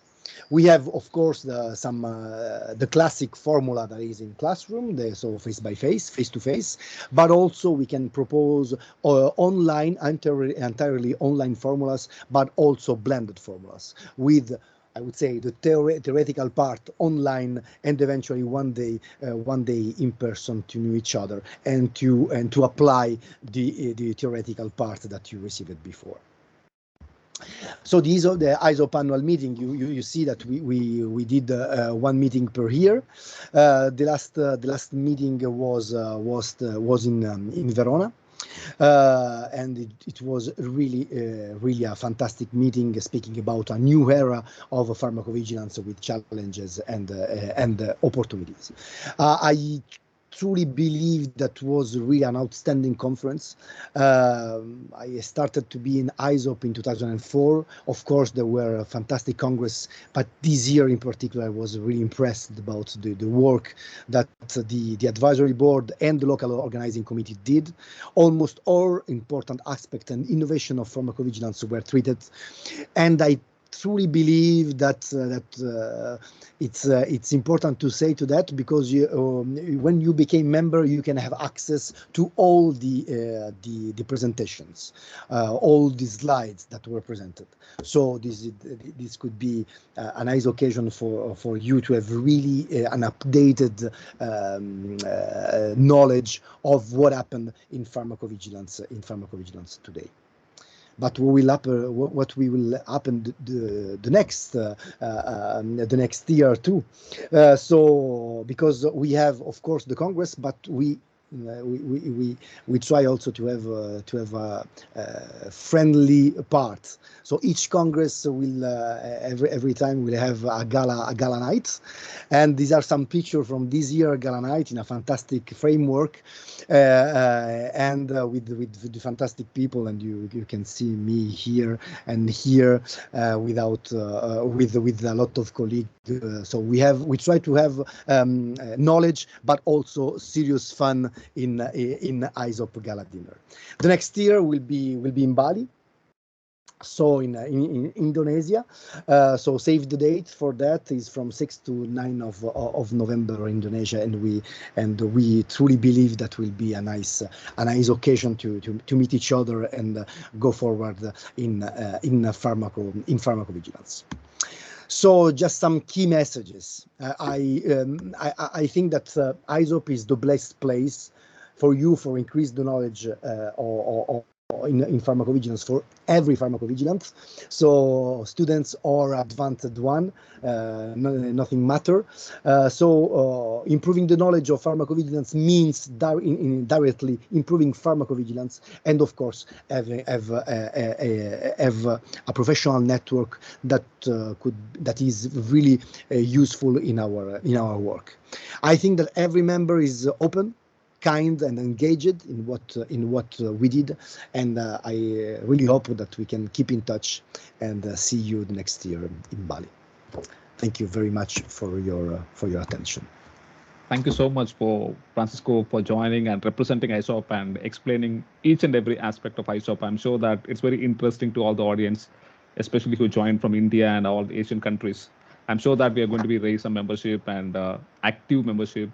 I hope also that audio was fine. Thank you. Thank you very much for joining. So next, I would like to give up the session to Jan Patrick, who joined here with us. He's a director, Institute of Pharmacovigilance from Czech Republic. And he's going to be explaining to us a very interesting topic, that is Global Pharmacovigilance, a professional certification course, and how exactly it is maintained and what all the credentials we require to have the certification course. Over to John. Thank you so much. Thank you for invitation. Can you hear me well and see the slides well? Yes, perfect. Yes, yeah, perfect. So the Gpbc, Francesco has already mentioned that it's one of the major initiatives of the International Society of Pharmacovigilance, because we have realized that actually, it's currently missing at the global level.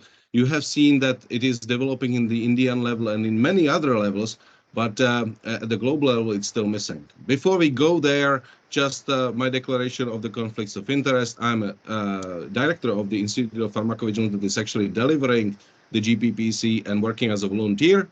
I'm also a former member of the ISoP Advisory Board and Scoping Group co-chair. And as a job, I'm a CEO of IVG. So today we will go through why and what. So why? Actually, globally, it is still very unclear what the career ladder in pharmacovigilance should be. So the special interest group in ISoP, working on the career frameworks, has looked at the details, at all the trainings available, all the previous publications available, and we have actually found out that there is a missing part. And that's that clear, from the local to the global and at the global level career ladder. Obviously, one of the reasons why it's not that clear is the multidisciplinarity of pharmacovigilance, and what is actually the best education, like background education, to become a pharmacovigilance professional. Also, there are many career walks within pharmacovigilance area. There is public, academia, regulatory, industry, other non-governmental organizations. it's unclear what are the perspectives. We have heard at this webinar a couple of those perspectives, but there are many, many others, in fact. And we have also realized that perhaps we need more role models and perhaps talk more about the heroes of pharmacovigilance as well, to give examples to our new generations. So as a tool, we have developed the concept of the Global Pharmacovigilance Professional Certification. The aim is really to elevate the overall pharmacovigilance profession by improving competency of pharmacovigilance professionals, because by that we can improve performance and recognition of the overall discipline. So our mission is to define that expected competence for each role and seniority step, and then test candidates against it. By that, we believe we can actually achieve all that clarity that is necessary. Obviously, there is a lot of flexibility in terms of how you can progress in your career in pharmacovigilance. There are lateral moves and vertical moves, and everybody is, of course, different, has a different skill set or different preferences, different psychological profiles, behaviors. So we want to help people who are thinking about their pharmacovigilance career prospects to find the best way for them. In terms of the model, where this ISoP qualification framework is sitting is right on the top of existing programs. So we have currently a lot of education and training programs at the local level, also at the global level, providing by very respectable organizations or less respectable ones as well.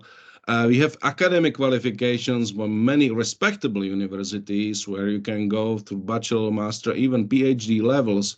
And Professor Francesco Salvo is a great example of organization that is providing these high level of education really for in the EU2P program, and recently also launched the AM2P program for the Northern America. But what is still missing for our profession is really the professional qualifications. So when you are, for instance, a clinical doctor in many countries, it's not enough to achieve the academic qualification. You then need to practice the medicine and pass the professional qualification exams to get the license to practice. So the similar concept has been taken up by the ISoP, approved by all levels, including the General Assembly. And the scientific board of ISoP is now working together with the Institute to put this work in practice. This is the work program that we have put in place 2 years ago and now almost finalized for a couple of roles. So first, establish the framework of the career, establish the competency framework. So what are the roles in pharmacovigilance, what these people should know in pharmacovigilance, and then starting testing people against that definition. What do we expect from the ISoP perspective and the members of ISoP? We believe that this move can significantly improve the recognition of ISoP as the professional organization. So not only currently it's a very much scientific organization, very well established. It's great for networking, it's great for education, and it's great for scientific research. But in terms of the profession, it is there are still opportunities to be much more important as a professional organization. So ISoP would become the source of standards for education, training, and career development. Obviously, that may also generate additional revenue for the continuous professional educational activities and growth ISoP membership, because the membership of ISoP might become one of the prerequisites for getting this license to practice in pharmacovigilance world. In terms of the motivation or inspiration for building these standards, one of the great competency framework that has been established is on the picture. It's a directors competency framework of the Institute of Directors in London for the public organizations board directors. And it has 3 components. It's knowledge, skills, and mindset. And we really want to build that competency framework in all these 3 directions. So it's not only knowledge, it's also the skill set, so how to apply the knowledge and the attitudes. Because for many of the roles in pharmacovigilance, the decision making is very much influenced by your attitudes and mindset. And it's absolutely critical to arrive into the right ethical decisions to have also the right mindset.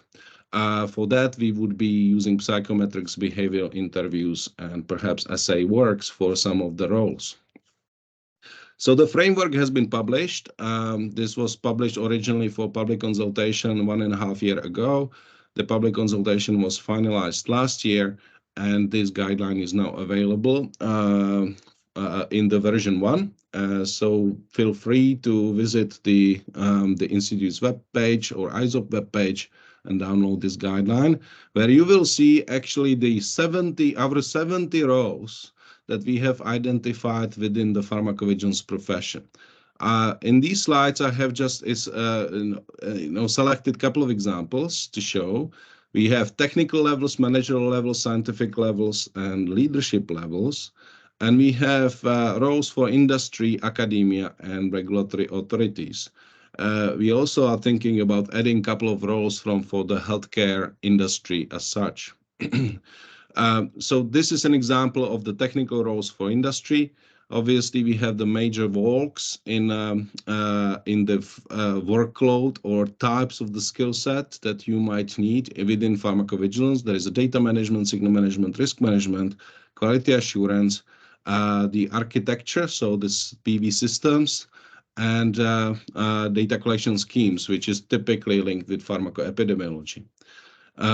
These are examples of the scientific roles. In regulatory authorities, these are the assessors. In academias, researchers. In industry, typically people who are scientifically supervising the work.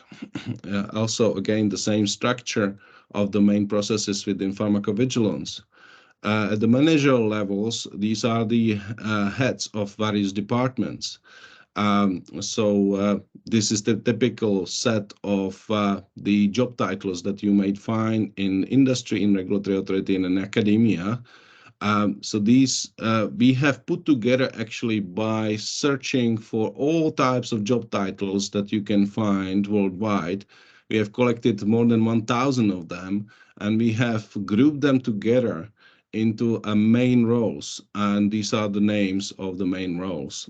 And we are now defining the competency level for these people. And then a leadership level. So for leadership level, typically head of safety or the regional levels for the QPPVs. These are just examples of the major QPPV roles. The EU QPPV, UK QPPV, example of MENA region. But of course, today we have more than 100 countries where various roles of the QPPVs have been established. And actually, there are very good common denominators in there, but there is also a lot of local regulatory intelligence that these QPPVs must be aware of and be able to apply professionally. Policy leads, heads of pharmacovigilance. So the Institute has a memorandum of understanding. It's a non-governmental, non-profit organization that has a single purpose, really to work with ISoP to establish the Gpbc. It is under supervision of the scientific board, and it is also collaborating with many partners. We are not providing training, we are just building a testing mechanism for this career framework.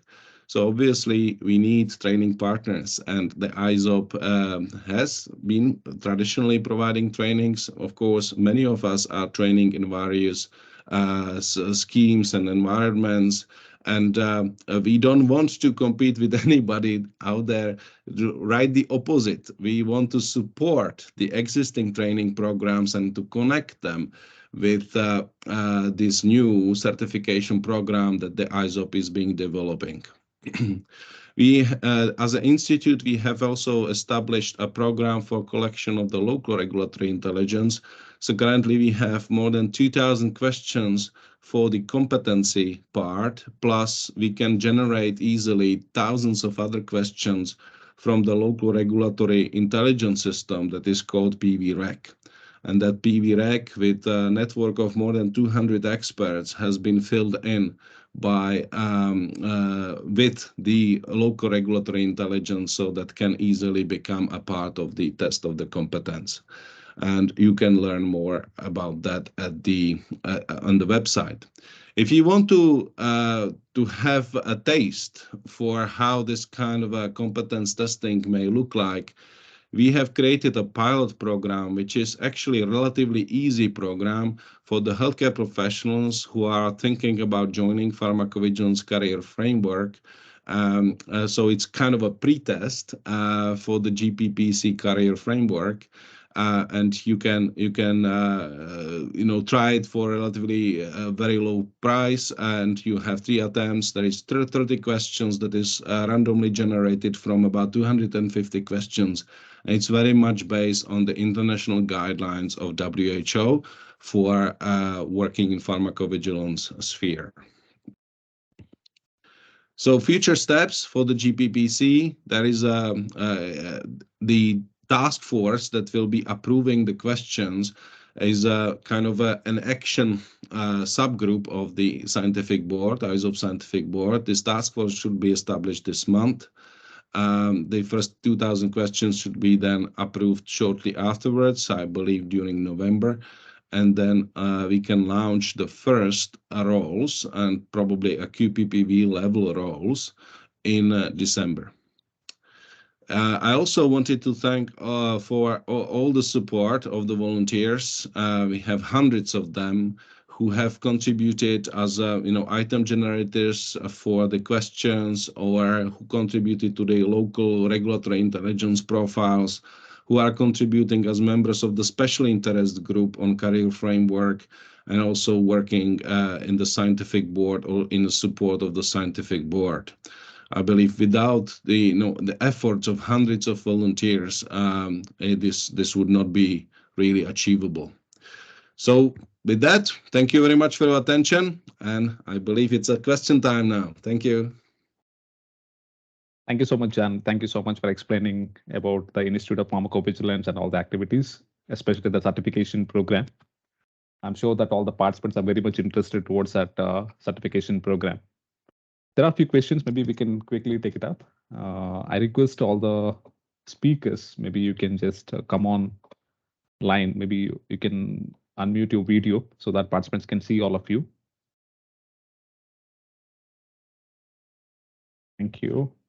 So the few questions, maybe quickly I can read those questions and you can take it up. I'm happy that we finished within 2 hours scheduled time. Yes, Thank yes, you so much, of Jan. course. I think you really shortened your presentation.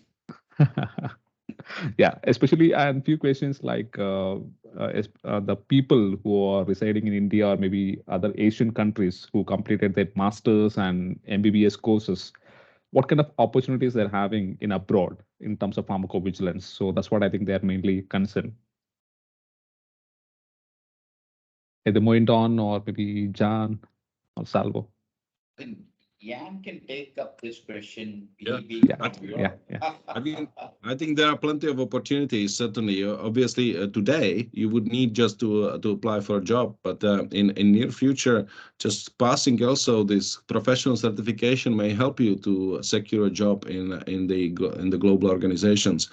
Obviously, the global organizations can also sponsor you. So there are, I am aware personally about dozens and dozens of great experts from India who are actually sponsored by global organizations to work in Europe or in the US, and very successfully.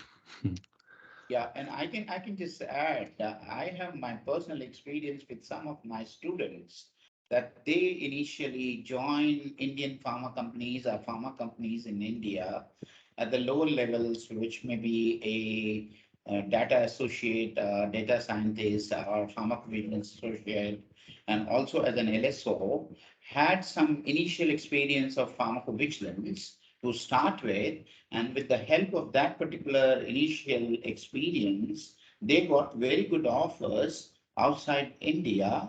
And 2 of my students have become now QPPV. I mean, So you can go to any height. So you need to have passion for pharmacovigilance, understand, and this learning can start from India. And as I was talking in my initial slide deck, that currently we have more than 6,000 FTEs who are working in various pharmacovigilance domains in pharmaceutical industry in India, and the CROs and the KPOs, which are currently working for other big pharmaceutical company as service providers. So I think this could be your stepping stones to get into pharmacovigilance domain, get experience as much as you can get it, and on the basis of that experience, then you can have better placement overseas. Exactly. I think that's what even some of the freshers in India, they would like to understand what kind of opportunities they're having in industries. I think you already answered those questions. And so I think the other people, they're mainly asking about the courses. I think what exactly the Solvom is representing, some of the courses in Europe, and how they are going to be beneficial. And even the course was Jan was mentioning, I think being a participants from India and other Asian countries, they're mainly bothered about the fees structure, like how much it's going to be The exactly. fees structure becomes very important, Jan. So Yeah. like ISoP membership also, and this and Krishna and myself, we were discussing about it, that we have been having a lot of challenges in terms of paying fees in terms of euros, and this becomes a little bit costlier for students and healthcare professionals who are not really earning at this point of time. So when you talk about GCCP, what type of fees do you charge for a particular certification? Yes. The ISoP has a long-standing policy of actually reflecting whether the candidates are coming from the low-income country or high-income countries. So there is always a discount for low-income countries. And you have seen that example of 37 euros for certification. So I believe we will be able to keep and that includes actually the membership of ISoP. We will be able to keep the prices reasonably low. But obviously for more senior positions, higher price needs to be expected. So for somebody who wants to become, for instance, EU Qppv, which is a very important role and also very well paid role, the price of that kind of a certification also needs to reflect that there is also oral exam and behavioral assessment. So that will be probably in thousands of euros, but it has not been decided finally.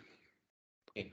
And yeah, one more very important thing which comes to my mind, that yes, we have this particular GCCP, but the pharmaceutical industry per se also should appreciate and realize the credibility of this GCCP, because people are putting in efforts, they are putting in money, and if the pharmaceutical company and KPOs, they don't give any appreciation, or they don't give any credibility to this certification, then it will be very, very disenchanting to the students and people who would like to opt for such posts.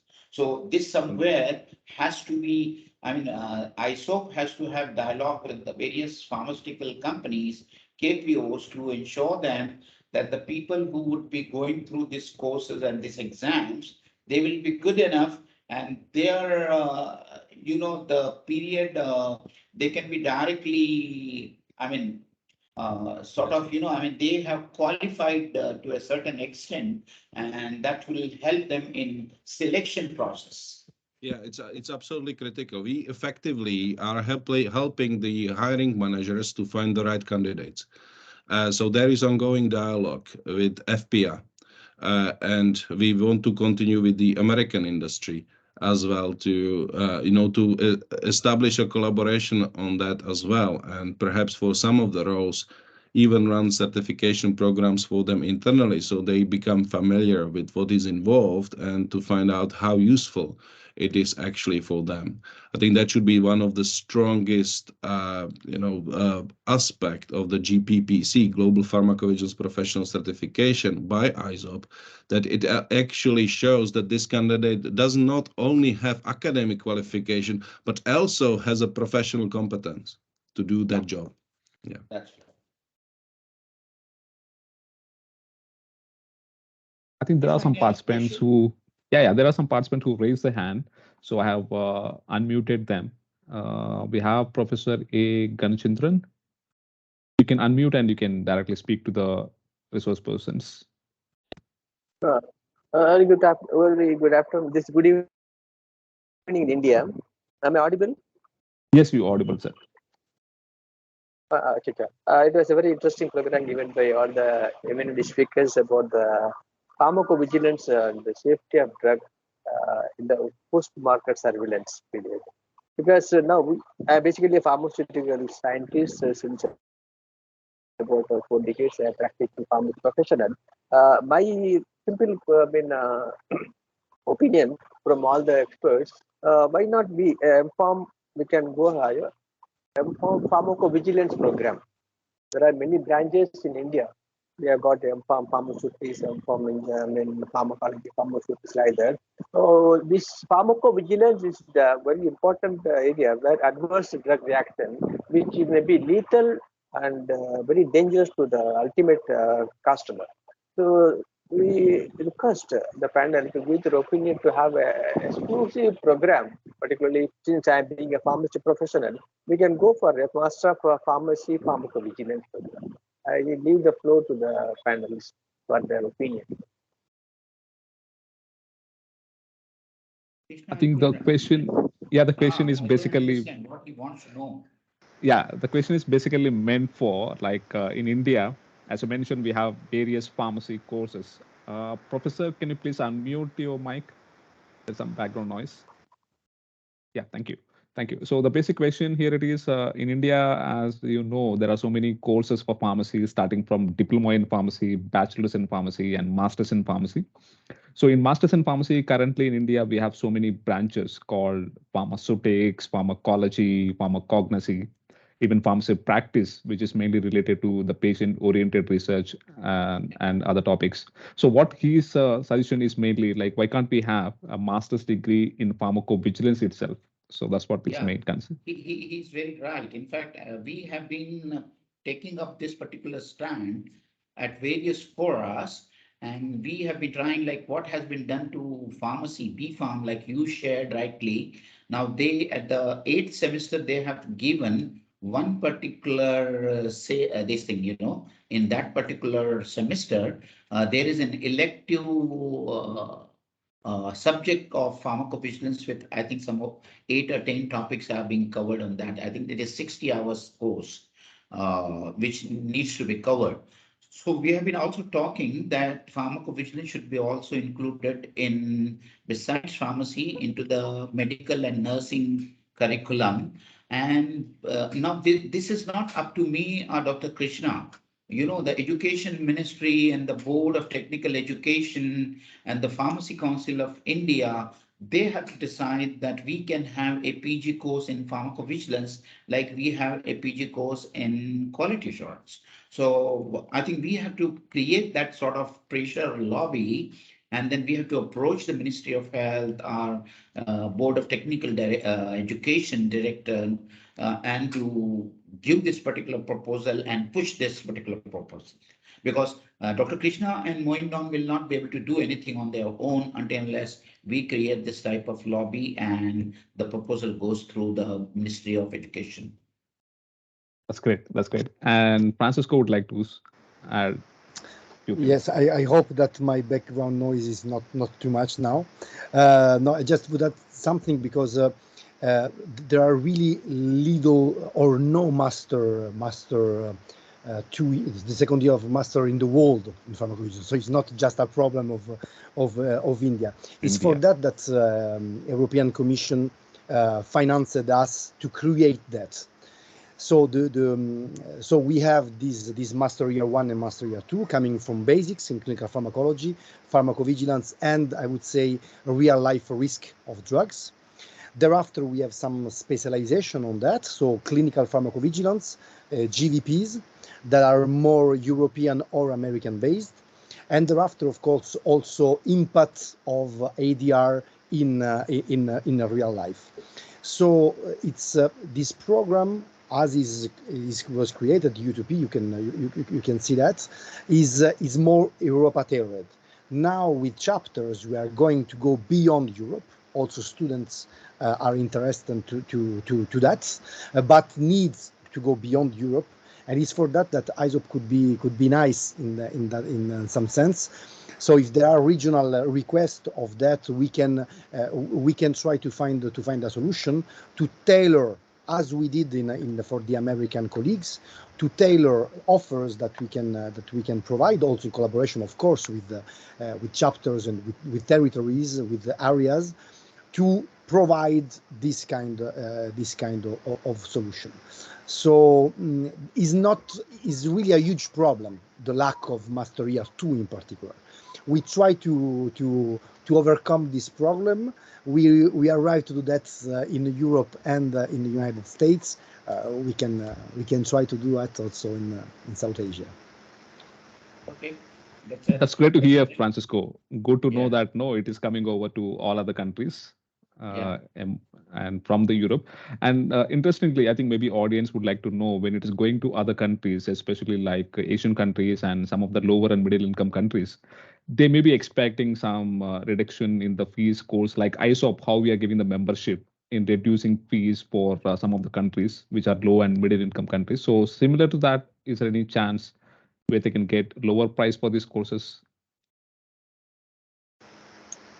So it's to me. Yeah. Yes. Sorry. Yeah. We can. It depends actually on the number of students. Now we have not.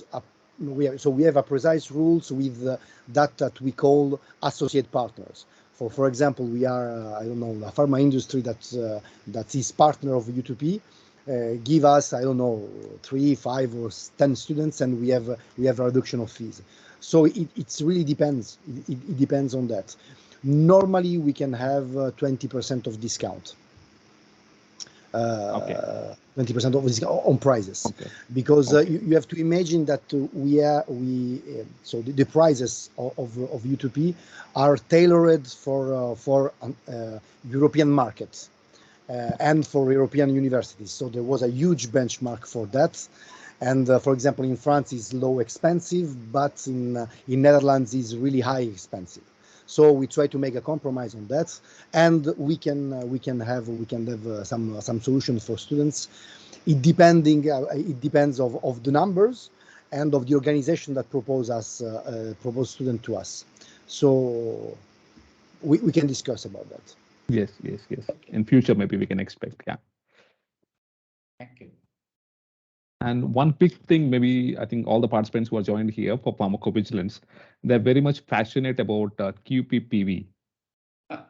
So if anyone would like to add anything related to that. Yeah, so let me talk about Qppv. So I think when you become Qppv, when you say that I am a Qppv, you don't have to describe that you are very competent person in pharmacovigilance and a person who has hands-on experience on every facet of pharmacovigilance at the industrial level. So he knows about, I mean, he is a subject matter expert to whom the marketing authorization holder is totally dependent on, and he is the person who works as a liaison between the marketing authorization holder and all the regulatory agencies of the world, and especially in EMA and also in MHRA, UK. So in EMA, European agencies, all the European states, and in UK, you cannot have a marketing authorization, or you cannot sell a product until and unless you have a QPPV being registered with these agencies, and then you get various other registration and you can start marketing your products over there. So QPPV is the backbone of pharmacovigilance system at large and at the highest level, and he is the first person to be approached by any regulatory agency in case there is a safety related issue of the product of that particular company of whom you are a QPPV. Fortunately, in Europe and in UK, there are no restrictions, or there are no eligibility qualification that you have to have a master's degree or post graduation, or you should be a medically qualified person. They said that you should be suitably qualified, but you should have sufficient experience and competence to handle the entire pharmacovigilance system, which is responsible for the risk benefit balance or analysis of your all drugs which are there on the market and the drugs which are under development. So until unless you have worked in various positions and in various domains of pharmacovigilance, like we have been talking, right from the case processing, going on to signals, risk management, aggregate reports, and doing the risk and benefit analysis. And more importantly, you have to have that regulatory intelligence and how regulatory intelligence and regulatory agencies work, your communication skills and all that. It becomes very, very important. So basically, a QPPV is supposed to be the master of all in pharmacovigilance parlance and for any marketing authorization holder. Now, there are two type of models which are available in the industry. One is QPPV is a full-time employee of the all big pharmaceutical companies. I don't know of any big pharmaceutical company where a QPPV is not a full-time employee of the pharmaceutical company. So this is the one model, because his total, I mean, his email ID, his mobile number, his desk phone number, his fax number, everything has to be made available to regulatory agencies, so that in case if they have any problem, any issue related to the safety of their drug, they do not go to MD, they do not go to CEO, they directly go to the QPPV. And that's why they also need to have a backup QPPV. So every QPPV will have its own office where he will also have deputy QPPV. In case if the QPPV is not available for any reason, the deputy QPPV has to take over from the QPPV. And both of them are also supposed to maintain and create a very important document which is known as PSMF, that is Pharmacovigilance System Master File, which gives A to Z of your pharmacovigilance system, which is existing within your pharmacovigilance system within your company.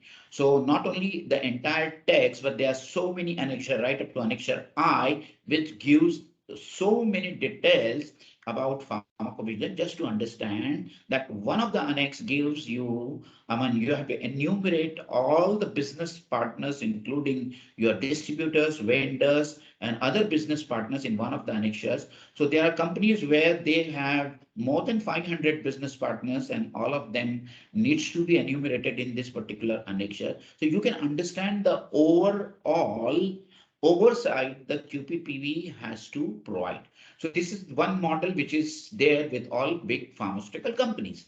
But then what happens when you have smaller pharmaceutical company which cannot afford the fat salary of a qualified person, a QPPV, and there the designations are very high, because he has to carry his weight. When he says that I am QPPV, so he will be either a senior director or he will be vice president in the management hierarchy. So he is at a very high level. So in case if you cannot afford that fat salary of QPPV, then there are people who are freelance QPPV we call as a contractual QPPV. So there are a lot of people available today in Europe, and especially after Brexit, now you have to have a QPPV for for European Union, and you have to have a separate QPPV for MHRA, that is for UK. Okay, they have given some window period that you have to sort it out. So now, previously, one QPPV and another backup used to work for the entire Europe, but now going forward, there will be a set of QPPV and deputy for Europe, another for, so you have a lot of freelancers, QPPVs, they work on hourly basis, depending that how many products you have, and what is your big this thing, they would say that, okay, I will need to give so many hours per month to take responsibilities of all the QPPVs, and I'm going to charge you so many dollars or so many euros per hour, and then you have to have a contract with him, and then he becomes your contractual QPPV. This is being allowed by all the regulatory agencies, and there are a lot of smaller companies who are working on this model. So I think I have sufficiently expressed the details. If Jan or Francisco wants to add anything else to this, I will be happy if he can do something. Yeah. That's great. I think you have given a complete guide of QPPV, so it's almost a lecture for them. Thank you very much, sir. Jan, from your perspective. No, the downside of all of that, and that was excellent summary, Moindon, is that you go to jail if anything goes wrong, right? So actually, you are personally accountable for the pharmacovigilance system of the market authorization holder. So you need really to work on that. You cannot just neglect it, and that's why also in our professional qualification framework, it's very high position, including the soft skills, because you need to be able to persuade management to do many unpopular things, costly things, to actually have that system compliant. So it's not an easy job at all. Absolutely, absolutely. And your neck is always there on the block. If anybody who goes behind the bar because of any safety related issue, it is the QPPV. Yeah. Yeah, have your orange jumpers always ready. Yeah. If I can add something, maybe I can add something. Francisco, please. Just because there are huge innovations in medications in the following years. There will be huge innovations. So you can be a QPPV that is really strong in the regulation and in processes, but you need to be as strong, I would say, QPPV that know pharmacology, that know basics of pharmacovigilance, even for new drugs. So it's just a matter of be every time curious, every time up to date, and ISoP could provide to you this kind of knowledge, updated at least twice a year. Yes, you're right. That's great. Yeah. And follow-up question to that is, someone is asking, is QPPV is same as PRRC? RC, I searched for it. I think it is like a responsible person for regulatory compliance. No, I mean, this must be a localized term which is being used. So QPPV is QPPV all over the world. And as against that, when you have only local compliance responsibility, then people normally call as ASR, Affiliate Safety Responsible, PV Responsible Person, PVRP, or people also call as LSO, Local Safety Officers. And these are the various terminologies are being used in the industry. But this terminology I've never heard, and this is not equivalent to qualified person. But since we are on qualified person, one more additional information will be useful for all the audience. Even if you have QPPV in Europe, there are certain countries like Netherlands, Germany, France. They want a local person as a locally qualified person who is a German speaking, who is a French speaking, or who's a Romanian speaking. So besides backup QPPV, you also have to have a locally qualified person for that country. That is in addition, and this is a must. That's great. Thank you. Thank you. Thank you very much. Yeah. Thank you very much. And I think this may be the time to close, and we don't have any further questions. And I'm sure that people are enjoyed thoroughly, and it's very fruitful webinar for them. And we have given almost half an hour extra information for them than the time what we have having in the schedule. So on behalf of ISoP South Asian Chapter, Naipur Gauhati, and PVCon Consulting, and all the organizing members, so it's my sincere thanks to